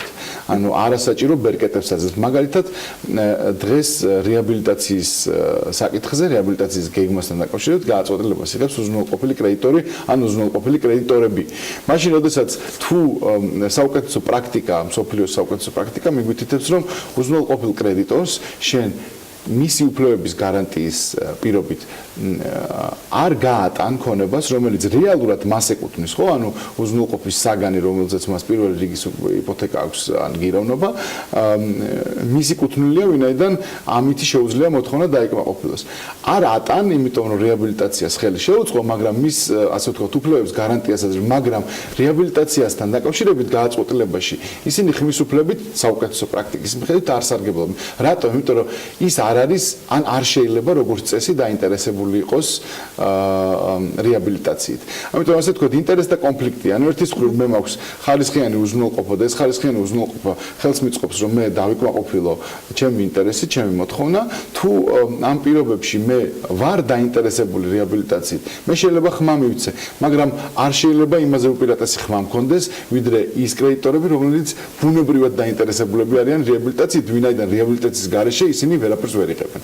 აი ეს არის კონფლიქტი, რომელსაც ჩვენი კანონი დღესდღეობით შეიცავს და გსურს რომ ეს კონფლიქტებიც, ასე ვთქვათ, მოვაგვაროთ ახალი. მე როგორც ვაგვირდები, ახლა საუბრისა საკმაოდ კომპლექსური საკითხია მართლა და ესე ერთი შეხედვით არ არის ისეთი მარტივი და საკმაოდ ისეთ სამუშაოა ჩასატარებელი, ხო, საფუძვლიანი. თქვენ ახლა რა პრობლემებზეც ისაუბრეთ, ესეთი პრინციპში არის გამოწვევა, რომელსაც ჩვენმა ქვეყანამ უნდა უპასუხოს. ეს არის ჩემი სუბიექტური დამოკიდებულება ცხადი ამ საკითხთან დაკავშირებით და ძალიან მიხარია, რომ დღეს ქონდა საშუალება, რომ ჯანსაღი დისკუსია ქონოდა აღნიშნულ თემაზე, დიალოგი ქონოდა და საკმაოდ სწორად დასვით თქვენს აქცენტები და ცხადია ამას ერთ-ერთი ჩვენ ვერ ამოუწურავთ ამ თემას, რაც შეეხება გადახდის უნარობას, ასე რომ აუცილებლად გვექნება საშუალება მომავალ ეთერებში, რომ თუნდაც სასამართლოს კუთხით ვისაუბროთ ამ თემაზე, ასევე ვისაუბროთ შემოსავლების სამსახურის მიმართულებითაც, როდესაც აღნიშნული უწყება იკვეთება გადახდის უნარობის საქმის წარმოებასთან და ასე შემდეგ, საკმაოდ კომპლექსური საკითხი, როგორც აღნიშნე, ასე რომ ძალიან დიდი მადლობა დღეს ჩვენი საეთერო ვფიქრობ, რომ სამწუხაროდ ამოიწურა, თუმცა აუცილებლად ცხადია გიმასპინძლებთ მომავალ კვირებშიც და გავაგრძელებთ ამ თემას. გიგა ბათლიძე გსტუმრობდა დღეს, როგორც უკვე იცით, დავსაუბრობდით გადახდის უნარობის საქმის წარმოებაზე. ჩვენ ცხადია მომავალ ეთერებში კიდევ დაუთმობთ დროს ამ მეტად მნიშვნელოვან თემას. ახლა კი მცირე სარეკლამო პაუზის დროა. საქმიანი დილა სულ რამდენიმე წუთში დაბრუნდება პირდაპირ ეთერში, ასე რომ არ გადართოთ.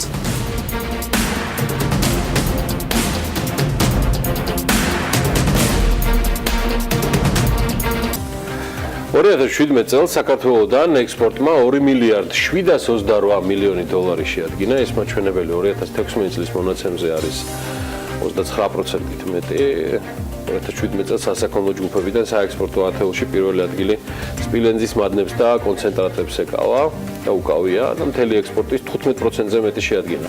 15.4%. ფეროშენადნობების ექსპორტი კი მთლიანი ექსპორტის 11%-ზე მეტია. მესამე ადგილზე მსუბუქი ავტომობილების ჯგუფი იმყოფებოდა. აქ მთელი ექსპორტის 8.6% არის ზეა საუბარი, ეს რაც შეეხება სასაქონლო ჯგუფებს. თუმცა ყველაზე მეტად მაინც ვთვლი, რომ საინტერესოა ვინ და რა გაიტანა საქართველოსთან და საქართველოს ფარგლებს გარეთ. ამ სტატისტიკას აქვეყნებს Forbes-ი, რომელსაც გაეცნო სალომე მეცხვარიშვილი. და დეტალებზე ახლა უფრო ცვლად მოგიყვება. ჩვენ ვერ ჩამოვყალიბდით მას უფრო მოენატრა საქმიანი დილა თუ საქმიანი დილას უფრო მოენატრა სალომე, როგორც ეს მისი და ანა ლაპიაშვილის ერთობლივ სელფშია, მაგრამ ერთში დარწმუნებული ვარ, რომ ექსპორტს და ექსპორტიორებს გასხლავს. წარმატებები. დილა მშვიდობისა გიორგი, მოგესალმები შენ და მივესალმები საქმიანი დილის მაყურებელს, რაც შეეხება ექსპორტს. ექსპორტი და მისი ზრდა არის ერთ-ერთი ყველაზე მნიშვნელოვანი საკითხი, რომელიც საქართველოს ეკონომიკურ ზრდას განაპირობებს, რა თქმა უნდა, პირდაპირ უცხოურ ინვესტიციებთან და ტურიზმთან ერთად. წლიდან წლამდე საქართველოს მიერ ექსპორტირებული პროდუქცია იზრდება, თუ არ ჩავთ 2015-16 წლებს საექსპორტო პროდუქციის ტოპ 10-ულიც პერიოდში ცვლილება ამ მიმართულებით თხილს შეეხო, რომელიც აზიური ფაროსანას გამო დღეს საექსპორტო ათეულში ბოლო ადგილს იკავებს, როდესაც მავნებლის გავრცელებამდე თხილი ნომერ მეორე კონკრეტულ პრობლემებს მას ასე, რას ყიდის საქართველოს საზღვრებს გარეთ და რომელი კომპანიები ყიდიან ყველაზე მეტ პროდუქტს საერთაშორისო ბაზარზე. ერთ-ერთი ყველაზე აქტიური ამ ხრივ არის IDS ბორჯომი, რომელიც აწარმოებს ისეთ ბრენდებს, როგორც არის ბორჯომი, ლიკანი, ბაკურიანი, ნატურალური მინერალური წყლების მწარმოებელი კომპანია. იგი ასაქმებს დაახლოებით 4000 ადამიანს და 40-ზე მეტ ქვეყანაში გააქვს ქართული ნაწარმი, ასე ვთქვა. რაც შეეხება შემდეგ პროექტს, ეს არის სააქციო საზოგადოება RMG Gold და RMG Cooper-ი, ორივე საწარმო Rich Metals Group-ში შედის და მათი ძირითადი საქმიანობაა ფერადი ლითონების, ძვირფასი ლითონებისა და ქვების წარმოება. ეს არის საქართველოსა და ამიერკავკასიაში ერთ-ერთი უმსხვილესი საწარმო, რომელიც ბოლნისის რაიონში სამთო მოპოვებითი საქმიანობით არის დაკავებული. ორივე კომპანიაში 3000-მდე ადამიანი მუშაობს. შემდეგ საწარმოზე უნდა გადავიდეთ. ერთ-ერთი ყველაზე უმსხვილეს ექსპორტიორებს შორის ასევე არის ჯორჯიან მანგანაზი, რომლის საქმიანობაა მანგანუმის მოპოვება, სასარგებლო წიაღისეულის მოპოვება და გადამუშავება, ფეროშენადნობი მასალებისა და ფოლადების წარმოება. სწორედ ფეროშენადნობებს უჭირავს საექსპორტო ათეულში დღეს მეორე ადგილი. უმსხვილეს ექსპორტიორთა შორის ასევე არის რუსთავის აზოტი. კომპანიის საქმიანობა აზოტის, ქიმიური პროდუქციისა და ნედლეულის წარმოება. რუსთავის აზოტში დღეისთვის 2000-მდე ადამიანია დასაქმებული. აქვე კომპანია Toyota კავკასია და ცენტრალური აზია. მათი საქმიანობა ძირითადად არის, როგორც ხედავთ, ავტომობილებით ვაჭრობა. მიუხედავად იმისა, რომ საექსპორტო ათეულში სასაქონლო ჯგუფებს შორის არ მოხვდა ტექსტილის ნაწარმი, ერთ-ერთ უმსხვილეს ექსპორტიორებს სწორედ შპს აჭარა ტექსტილე გვევლინება, რომლის საქმიანობა ქალისა და მამაკაცის ტანსაცმლის კერვა და ექსპორტია. კომპანია ნაწარმს მყიდის ევროპის ქვეყნებში ძირითადად. უმსხვილეს ექსპორტიორებს შორის მოხვდა კომპანია Geospirtpromi, რომელიც ალკოჰოლური სასმელებით ვაჭრობს და გააქვს ქართული პროდუქცია საქართველოს ფარგლებს გარეთ. აქვე ფარმა ლოჯისტიკი, რომლის საქმიანობა არის ძირითადად მედიკამენტებით ვაჭრობა, უნდა ითქვას, რომ სამკურნალო საშუალებების ექსპორტი საექსპორტო ათეულში მეხუთე ადგილს იკავებს. უმსხვილესი ექსპორტიორია ასევე კავკასიან მეტალს ტერმინალიც, რომლის ძირითადი საქმიანობა ტვირთების გადაზიდვის და შენახვის მომსახურებებია. კომპანია ფოთისპორტთან ახლოს მდებარეობს და დაახლოებით 100-მდე ადამიანს ასაქმებს, უნდა ვთქვა ისიც, რომ კომპანიები არ არის დალაგებული რეიტინგის მიხედვით, ამასთან საქსტატი არ გასცემს ინფორმაციას კონკრეტულად რა მოცულობის ექსპორტი განახორციელეს აღნიშნულმა მწარმოებლებმა. საომეს საინტერესო მიმოხილვისათვის ეს არის თემა, რომელსაც პრინციპში ჩვენ არც აქ დავასრულებთ და არც იქ ეს იქნება ის სტატისტიკა მხოლოდ რომელთან დაკავშირებითაც საქმიანი დილა ისაუბრებს. წინ საინტერესო რუბრიკა გველოდება. დილანშვიდობის დღევანდელ გადაცემაში ვისაუბრებ საქართველოში მოღვაწე ერთ-ერთ ყველაზე ცნობილ უცხოურ ოჯახზე, ძმებს სიმენსებზე და მათ ბიზნესზე საქართველოში.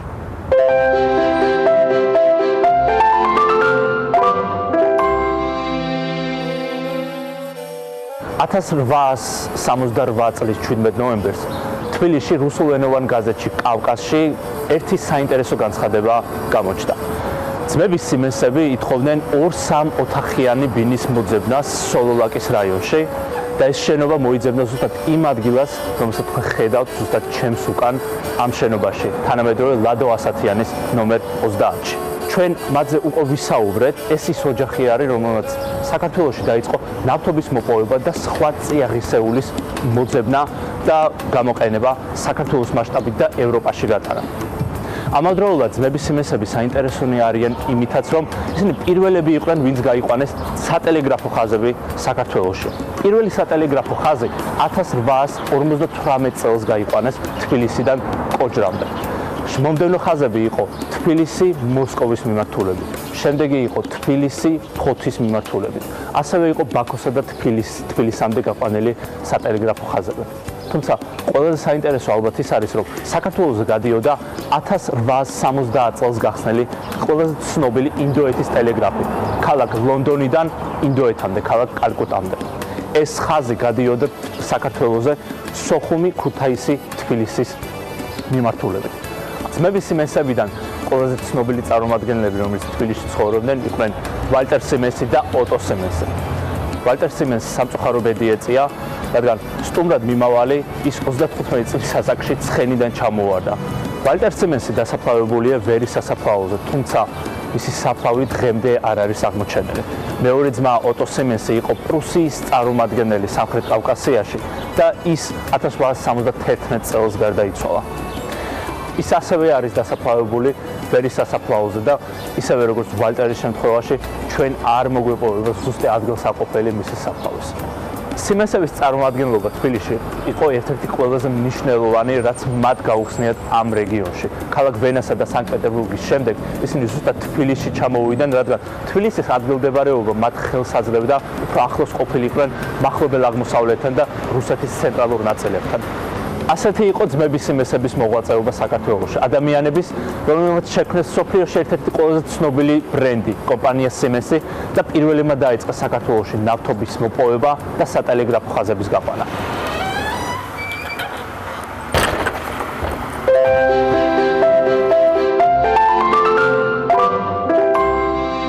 დიდი მადლობა ემილ აუდალიანს ყოველთვის, როგორც ყოველთვის თავის საინტერესო ისტორიული ექსკურსიისთვის საქართველოს უახლეს ბიზნეს წარსულში.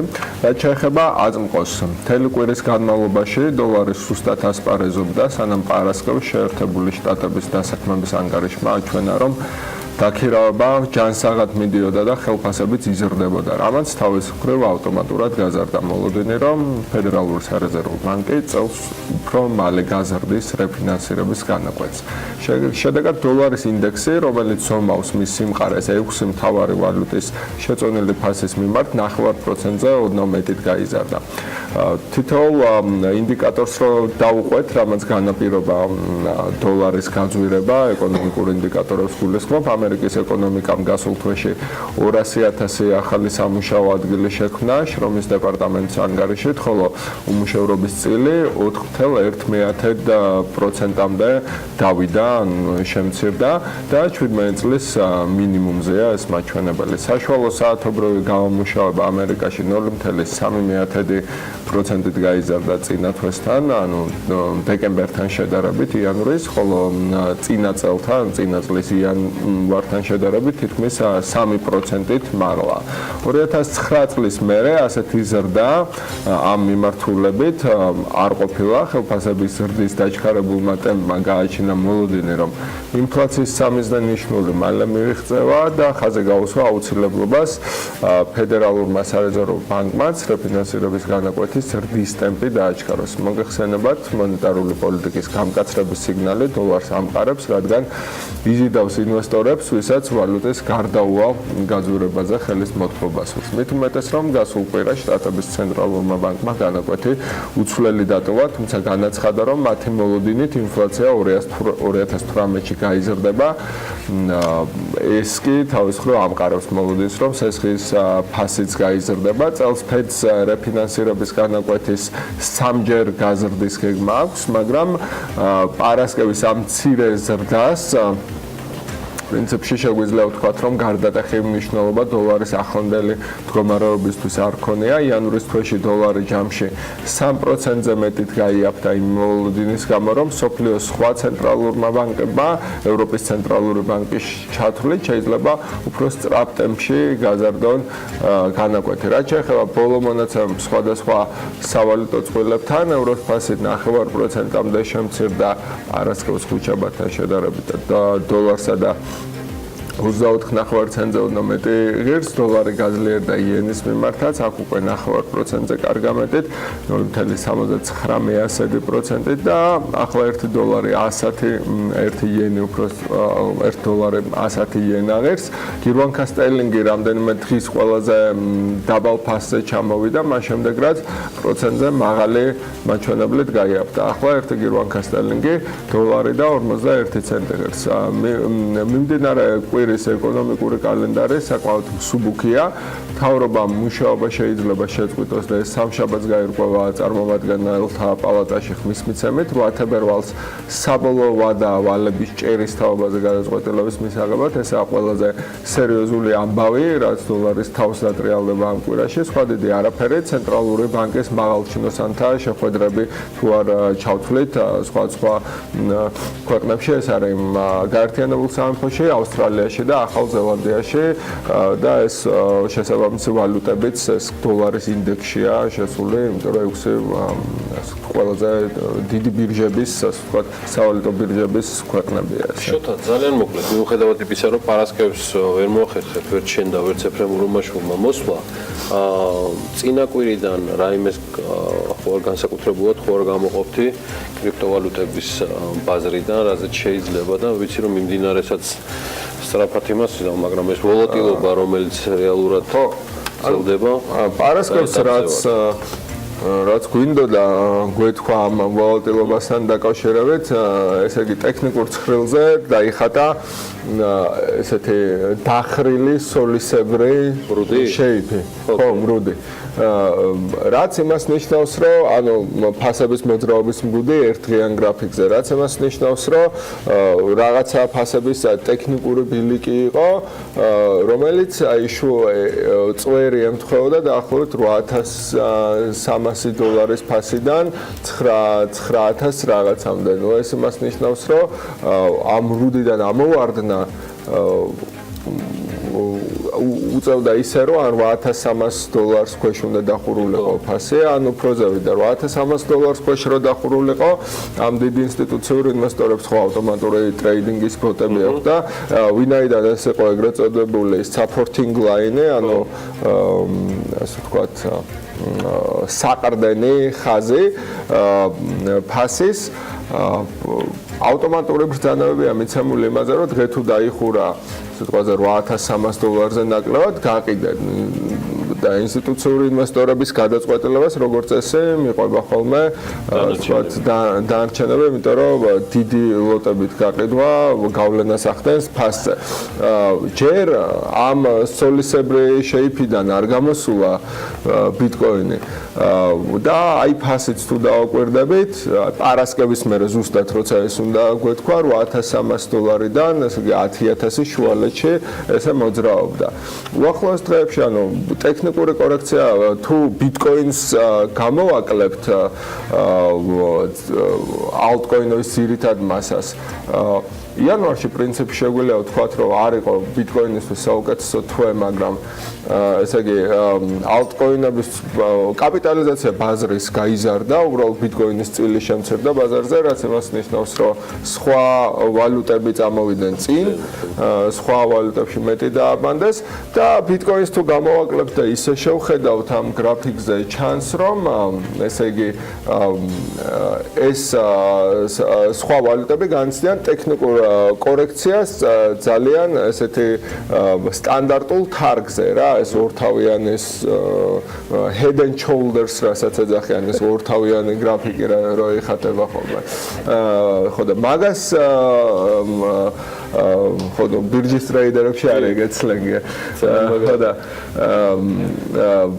მაგ ტექნიკური კორექციის დაძლევს ეტაპზე ვართ ახლა. მთავარი არის ბიტკოინის დღე არ დაიხურას ისე, რომ $8,300 ქვეშ ჩამოვიდეს, რაც იმას ნიშნავს, რომ ავტომატური გაყიდვების ბრძანებები წამოვა, რაც კიდევ უფრო დაასუსტებს ამას და ვინაიდან მთელი ბაზარი ჯერ მაინც ბიტკოინის ფასს არის მიბმული და მაინც ბიტკოინის ფასი ახდენს გავლენას ყველა სხვა კრიპტოვალუტის ფასზე, როგორც წესი ბიტკოინით ხდება, ბიტკოინის მიმართ არის ინდექსირებული ფასები სხვა სავალუტო ბირჟებზე.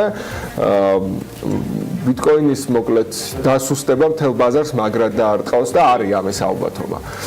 თუმცა ეს არ ნიშნავს, რომ ახლა ბიტკოინის ფასი $8,300 ქვემოთ რო ჩავიდეს, რაღაცა კატასტროფა მოხდება, ქვედა support lines იპოვის კიდე, რაც როგორც მახსოვს 7,600-დან 7,000-მდე და უბრალოდ დაელოდება ახალ ნახტომს და ნუ ჯერ ვთქვათ უმადურობა ყოველგვარ ემაზე ლაპარაკი რაღაცა ბუშტის გახეთქვაზე, იმიტომ რომ წინა წლის იანვარში სად ვიყავით გვახსოვს მგონი $700-ზე თუ რაღაცა, ხო? ხო და ამიტომ ჯერ კარგად ვართ. მადლობა დიდი, მადლობა შოთა დიღმევაშვილ, ჩვენ გავიდეთ ახლა მოკლე რეკლამაზე და კიდევ ერთი ინოვაციური საწარმო უნდა გაგაცნოთ სულ რამდენიმე წუთში, ეს უკვე რეკლამის შემდეგ იქნება, აი აქვე, აი ამ სტუდიაში თქვენთან ერთად დავკავდებით შედუღებით, იმიტომ რომ ავტონომიური ელექტროშემადუღებელი აპარატები გვაქვს თან, რომელსაც სულ მალე კომპანია TVM Innovation და მისი დირექტორი წარმოგიდგენთ. ამიტომ არ გადაარდეთ, პირდაპირ ეთერში შედუღებით დავკავდებით. ამინდის პროგნოზის სპონსორია SEU Development-ი.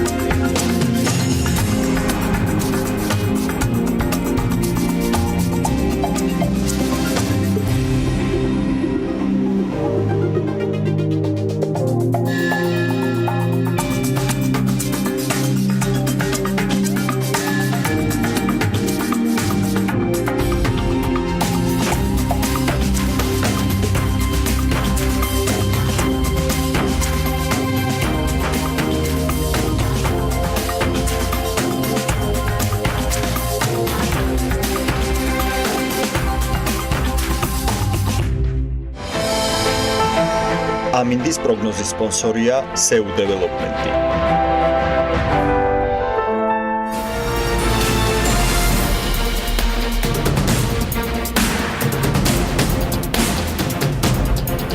არავისთვის დასამალი არ არის, რომ ყოველი ასე ვთქვათ სეზონის, სატელევიზიო სეზონის წინ BMG ცდილობს, რომ სხვადასხვა განახლებებით შევიდეს ეთერში. შეიძლება იყოს რუბრიკული, მთლიანად გადაცემები, ფორმატი, შეფუთვა, უამრავი სხვა. ერთი ფაქტია, რომ საქმის კურსზე, რომელზეც მუშაობა ძალიან დიდი ხნის განმავლობაში მიდიოდა, როგორც ტექნიკური, ასევე კონტენტ პროდიუსერების მხრიდანაც, რაღაც ძალიან საინტერესოს მივახციეთ.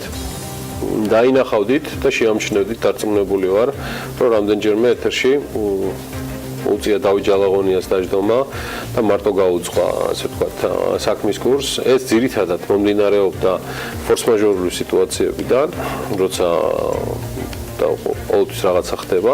ამ შემთხვევაში ფორს-მაჟორი ირიცხება და ეს ყველაფერი უკვე ჩვეულებრივად დაექვემდებარა რა დაგეგმას. დიახ, რითაც გავხსენი საქმიანი დილა. ყოველ სამუშაო დღეს ხუთშაბათის ჩათვლით, ანალიტიკა ელენე კვანჭილაშვილის საავტორო გადაცემის დღე არის. დავით ჯალაღონია აც უკვე წამყვანი სტატუსით ბექა ბაციკაძესთან ერთად გაუძღვება საქმის კურსს. მე მათ მივესალმები საქმიანი დილის სტუდიაში, დილამშვიდობის.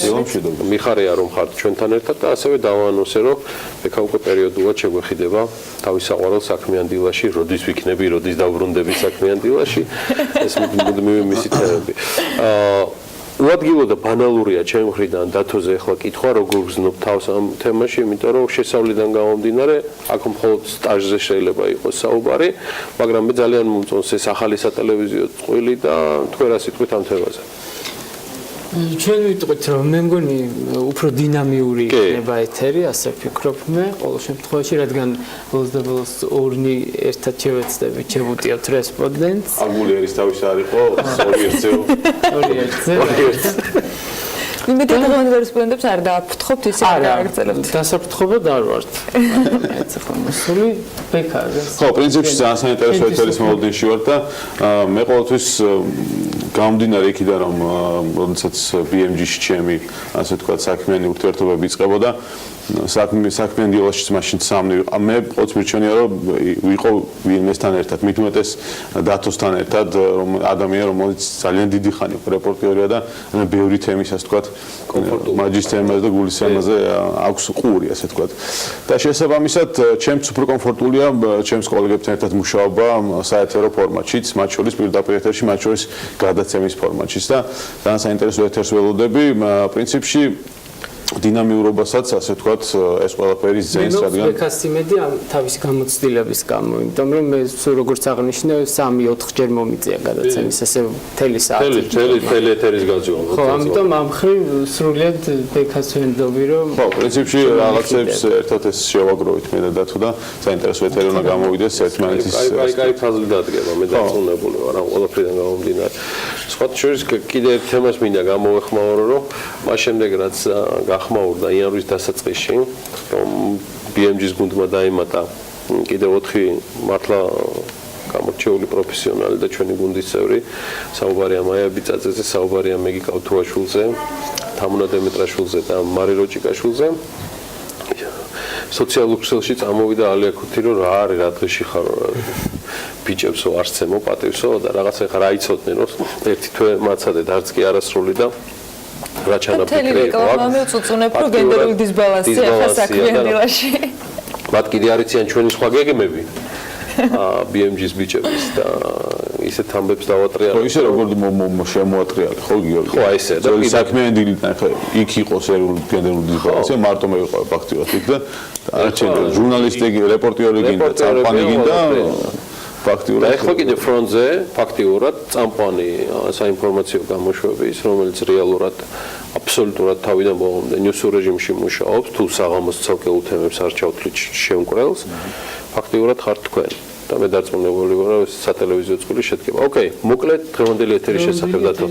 შენგან დავიწყოთ და მე დავიწყოთ, ჩავთავთ პირდაპირ ეთერში ზურა ბაბაშიძეს, რომელმაც აგზელებთ თემას დავაზუსტებთ რა შეთანხმებებს მიაღწია თუ მიაღწია კარისინთან, საერთოდ ტრანსპორტის თემაზე ვისაუბრეთ, თბილისის ტრანსპორტის კონცეფცია, ასე ვთქვათ, უნდა ჩამოყალიბდეს და შეიცვალოს.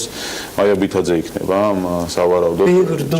ხო, ბევრი დოკუმენტი სრულდება, საკითხი და შლილი და გვაინტერესებს მეგონი არ ყოველთვის რევიზია ხდება. მეტროს საკითხები და მოკლედ ბევრი საკითხია ხო რაც პრობლემატურია პრინციპში. ასევე იანო შერმანთან იქნება ინტერვიუ, რომელიც ელენე ჩომოხიძემ ჩაწერა, საინტერესო აქცენტებით, მათ შორის სასამართლო რეფორმაზეც ნახოთ დღეს ნაწილს ვაჩვენებთ ინტერვიუს და თუმცა მთლიან ინტერვიუს რა თქმა უნდა ჩვენი მაყურებელი გაიგებს, მაგრამ ნახოთ დღეს ვისაუბრებთ თუ არა სასამართლო რეფორმა შეიძლება ეკონომიკურ გამოწვევებზე იყოს დღევანდელი ინტერვიუს ნაწილი, ამას უკვე 15 საათზე ნახავს ჩვენი მაყურებელი. მოდი უკვე ნახოთ ანონსი დღევანდელი საქმის კურსის და მე უკვე ვბრუნდებით სტუდიაში და მოვიფიქრებთ რა შემოგთავაზებთ.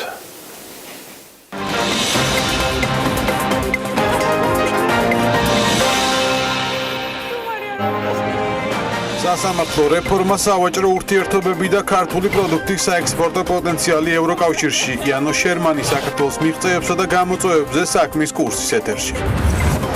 თბილისში განაშენიანების რეგულირების წესები იცვლება, რა ახალი ვალდებულებებით დაიტვირთება სამშენებლო სექტორი უახლოეს მომავალში. გაიგეთ დეტალები საქმის კურსიდან.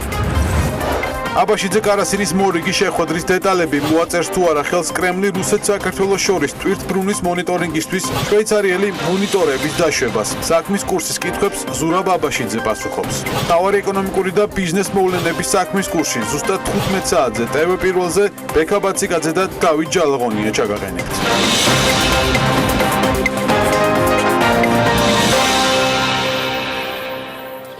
დათო, შენ ერთ-ერთი თემა პრინციპში დღევანდელი გადაცემის დაასახელე მიწათსარგებლობის გეგმასთან დაკავშირებით სტუმართან საუბარი. ამ თემაზე მუშაობდი როგორც რეპორტიორი და ეთერშიც ჰქონდა მე მგონი შემთხვევა, როდესაც პრინციპში სტუმართან მოგიწია განსაუბრება.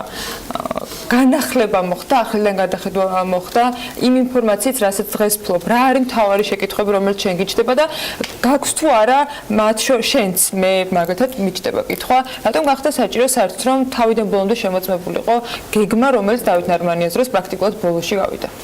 პირდაპირ როგორც თავად ამბობენ, სრულად თავიდან ბოლომდეც არ მოითხოვენ ამ დოკუმენტის განახლებას, რაც თავდაპირველად მოამზადა ამ გენერალური გეგმის ჯგუფმა და აქ საუბარია ეგრეთ წოდებული მე-6 ეტაპის სამუშაოებზე, როგორც ითქვა, 800,000 ლარის, დიახ, რომელიც დარჩა მისაღები ამ კომპანიას და აი ამ მე-6 ეტაპის სამუშაოებში ერთ-ერთი მიმართულება არის სატრანსპორტო ნაწილი და შესაბამისად ის ინფრასტრუქტურა, რომელიც მიებას ქალაქის ახალ სატრანსპორტო სქემაზე გადაწყობას. თუ აბშტები და თუ შენიშვნები უნდა ნორმანიას პერიოდშიც ჰქონდა გარკვეული მერიას, მაგრამ მაშინ გენგიგმის ავტორები ამბობდნენ, რომ გენგიგმა არ არის დოკუმენტი, სადაც დეტალურად უნდა იყოს გაწეული, თუნდაც ის რასაც დღეს ითხოვს მერია.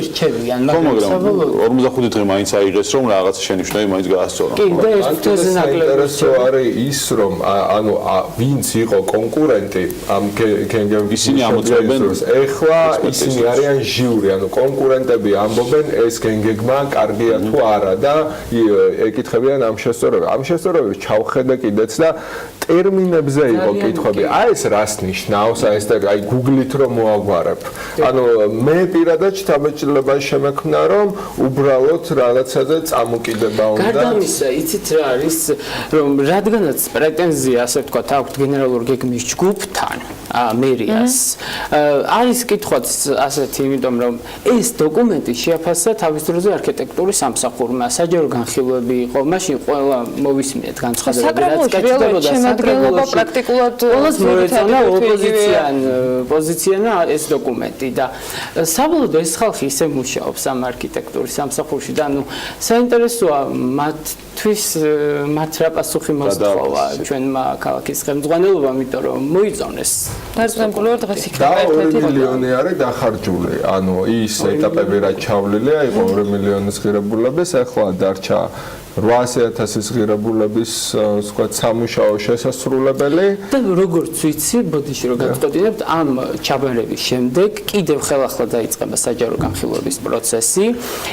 როდესაც ამოიწურება ეს 45 დღიანი ვადა, ერთი თვე იქნება იმისთვის, რომ მერიამ კიდევ ხელახლა შეამოწმოს ამ თავის სპეციალისტებთან ერთად, რომლებიც ჩართეს ამ დოკუმენტის ეხლა ხელახლა გადამუშავებაში და შემდეგ დაიწყება ისევ საჯარო განხილვების პროცესი და ალბათ მოუწევს აფხუს ხო, რაღაცა არ ვიცი.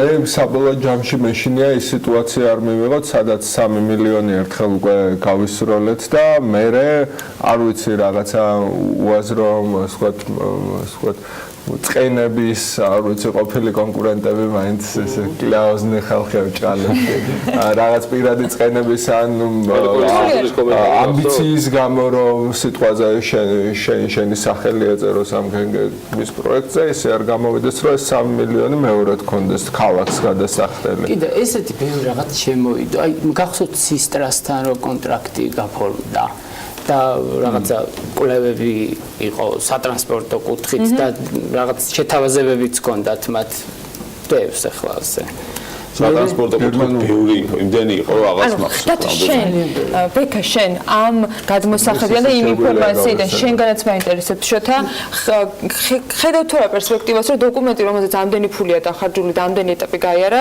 შეიძლება ისევე თაროზე შემოიდოს როგორც მაგალითად სატრანსპორტო ამის წინაპირობას არ ვიცი შეიძლება ქართულ საქმე მაგრამ მე მგონი რომ მივიღებთ რაღაცა მე მგონი შეიძლება სხვა ჯგუფს დაუკვეთავენ არ ვიცი ორი სავარაუდო სცენარი იკვეთება ხო ერთი რომ ამ ბოლო ეტაპზე როცა გაცილებით ძნელი რაღაცეებია ასე ვთქვათ ზურგს უკან მოტოვებული ახლა რაღაც ტერმინების განსაზღვრების თხოვენ ანუ რაღაცას ეაჯებიან ამ ხალხს მე ეგეთი შეფასება დავხსნა პერსონალურად ახლა არ ვამბობ რომ ეს სიმართლე უბრალოდ ეს იყო ყველაზე ლოგიკური რა აზრთან დინარება რაც ამან გამოიწვია ამ ყველაფრის საკითხი არ მგონიაო თავი შემოდა ხო სხვა დოკუმენტი ან შეცვლიან ჯგუფს და ბოლო ან ასე ვთქვათ მიიღებენ რაღაცა დოკუმენტს დაგვიანებით და ამ დოკუმენტის განხორციელებისთვის ეს რომ მოიყვანო პრინციპში ეს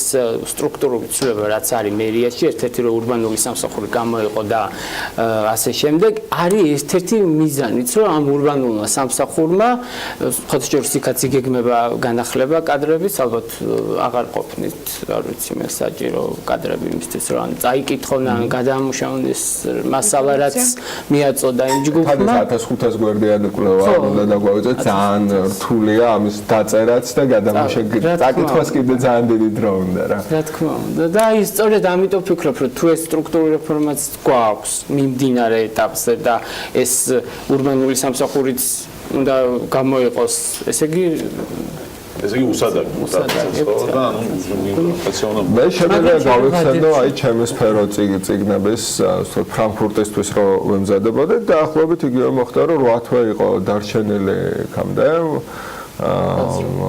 წიგნის ბაზრობამდე ძირითადად საქმე ამდენი ასეულობით რაღაცა ნათარგმნი კონტაქტები დაალაგებული რაღაც და ბოლო მომენტში მოინდომეს კულტურის სამინისტრომ ამ შემთხვევაში რომ ჭყალებში თვითონ ვთქვათ ყოფილიყო წარმდგენი ყველაფრის და თვითონ ყოფილიყო მთავარი მენეჯერი ამ ყველაფრის და ნუ გამომცემლები და ავტორები გამოვიდნენ და დაიცვეს ვთქვათ წიგნის ასოციაციის დირექტორი რომელმაც განცხადება დაწერა მაგრამ ანუ იგივე ის არ ეკითხება მოდელი ანუ პროექტი რაღაცა ბოლომდე თითქმის მიყვანილი მე რაღაც პატარა ცვლილება სადღაც ხდება და ბოლო დღეები როა დარჩენილი ძირითადად საქმე უკან მოტოვებული რაღაცა ისინი პატარა ვთქვათ სამსახურებრივ კი პირდაპირ მითითებები ასე ვთქვათ მერის მხრიდან იყო დაკონკრეტება მთელი რიგი საკითხები სამუშაოებისა ტრანსპორტი იქნება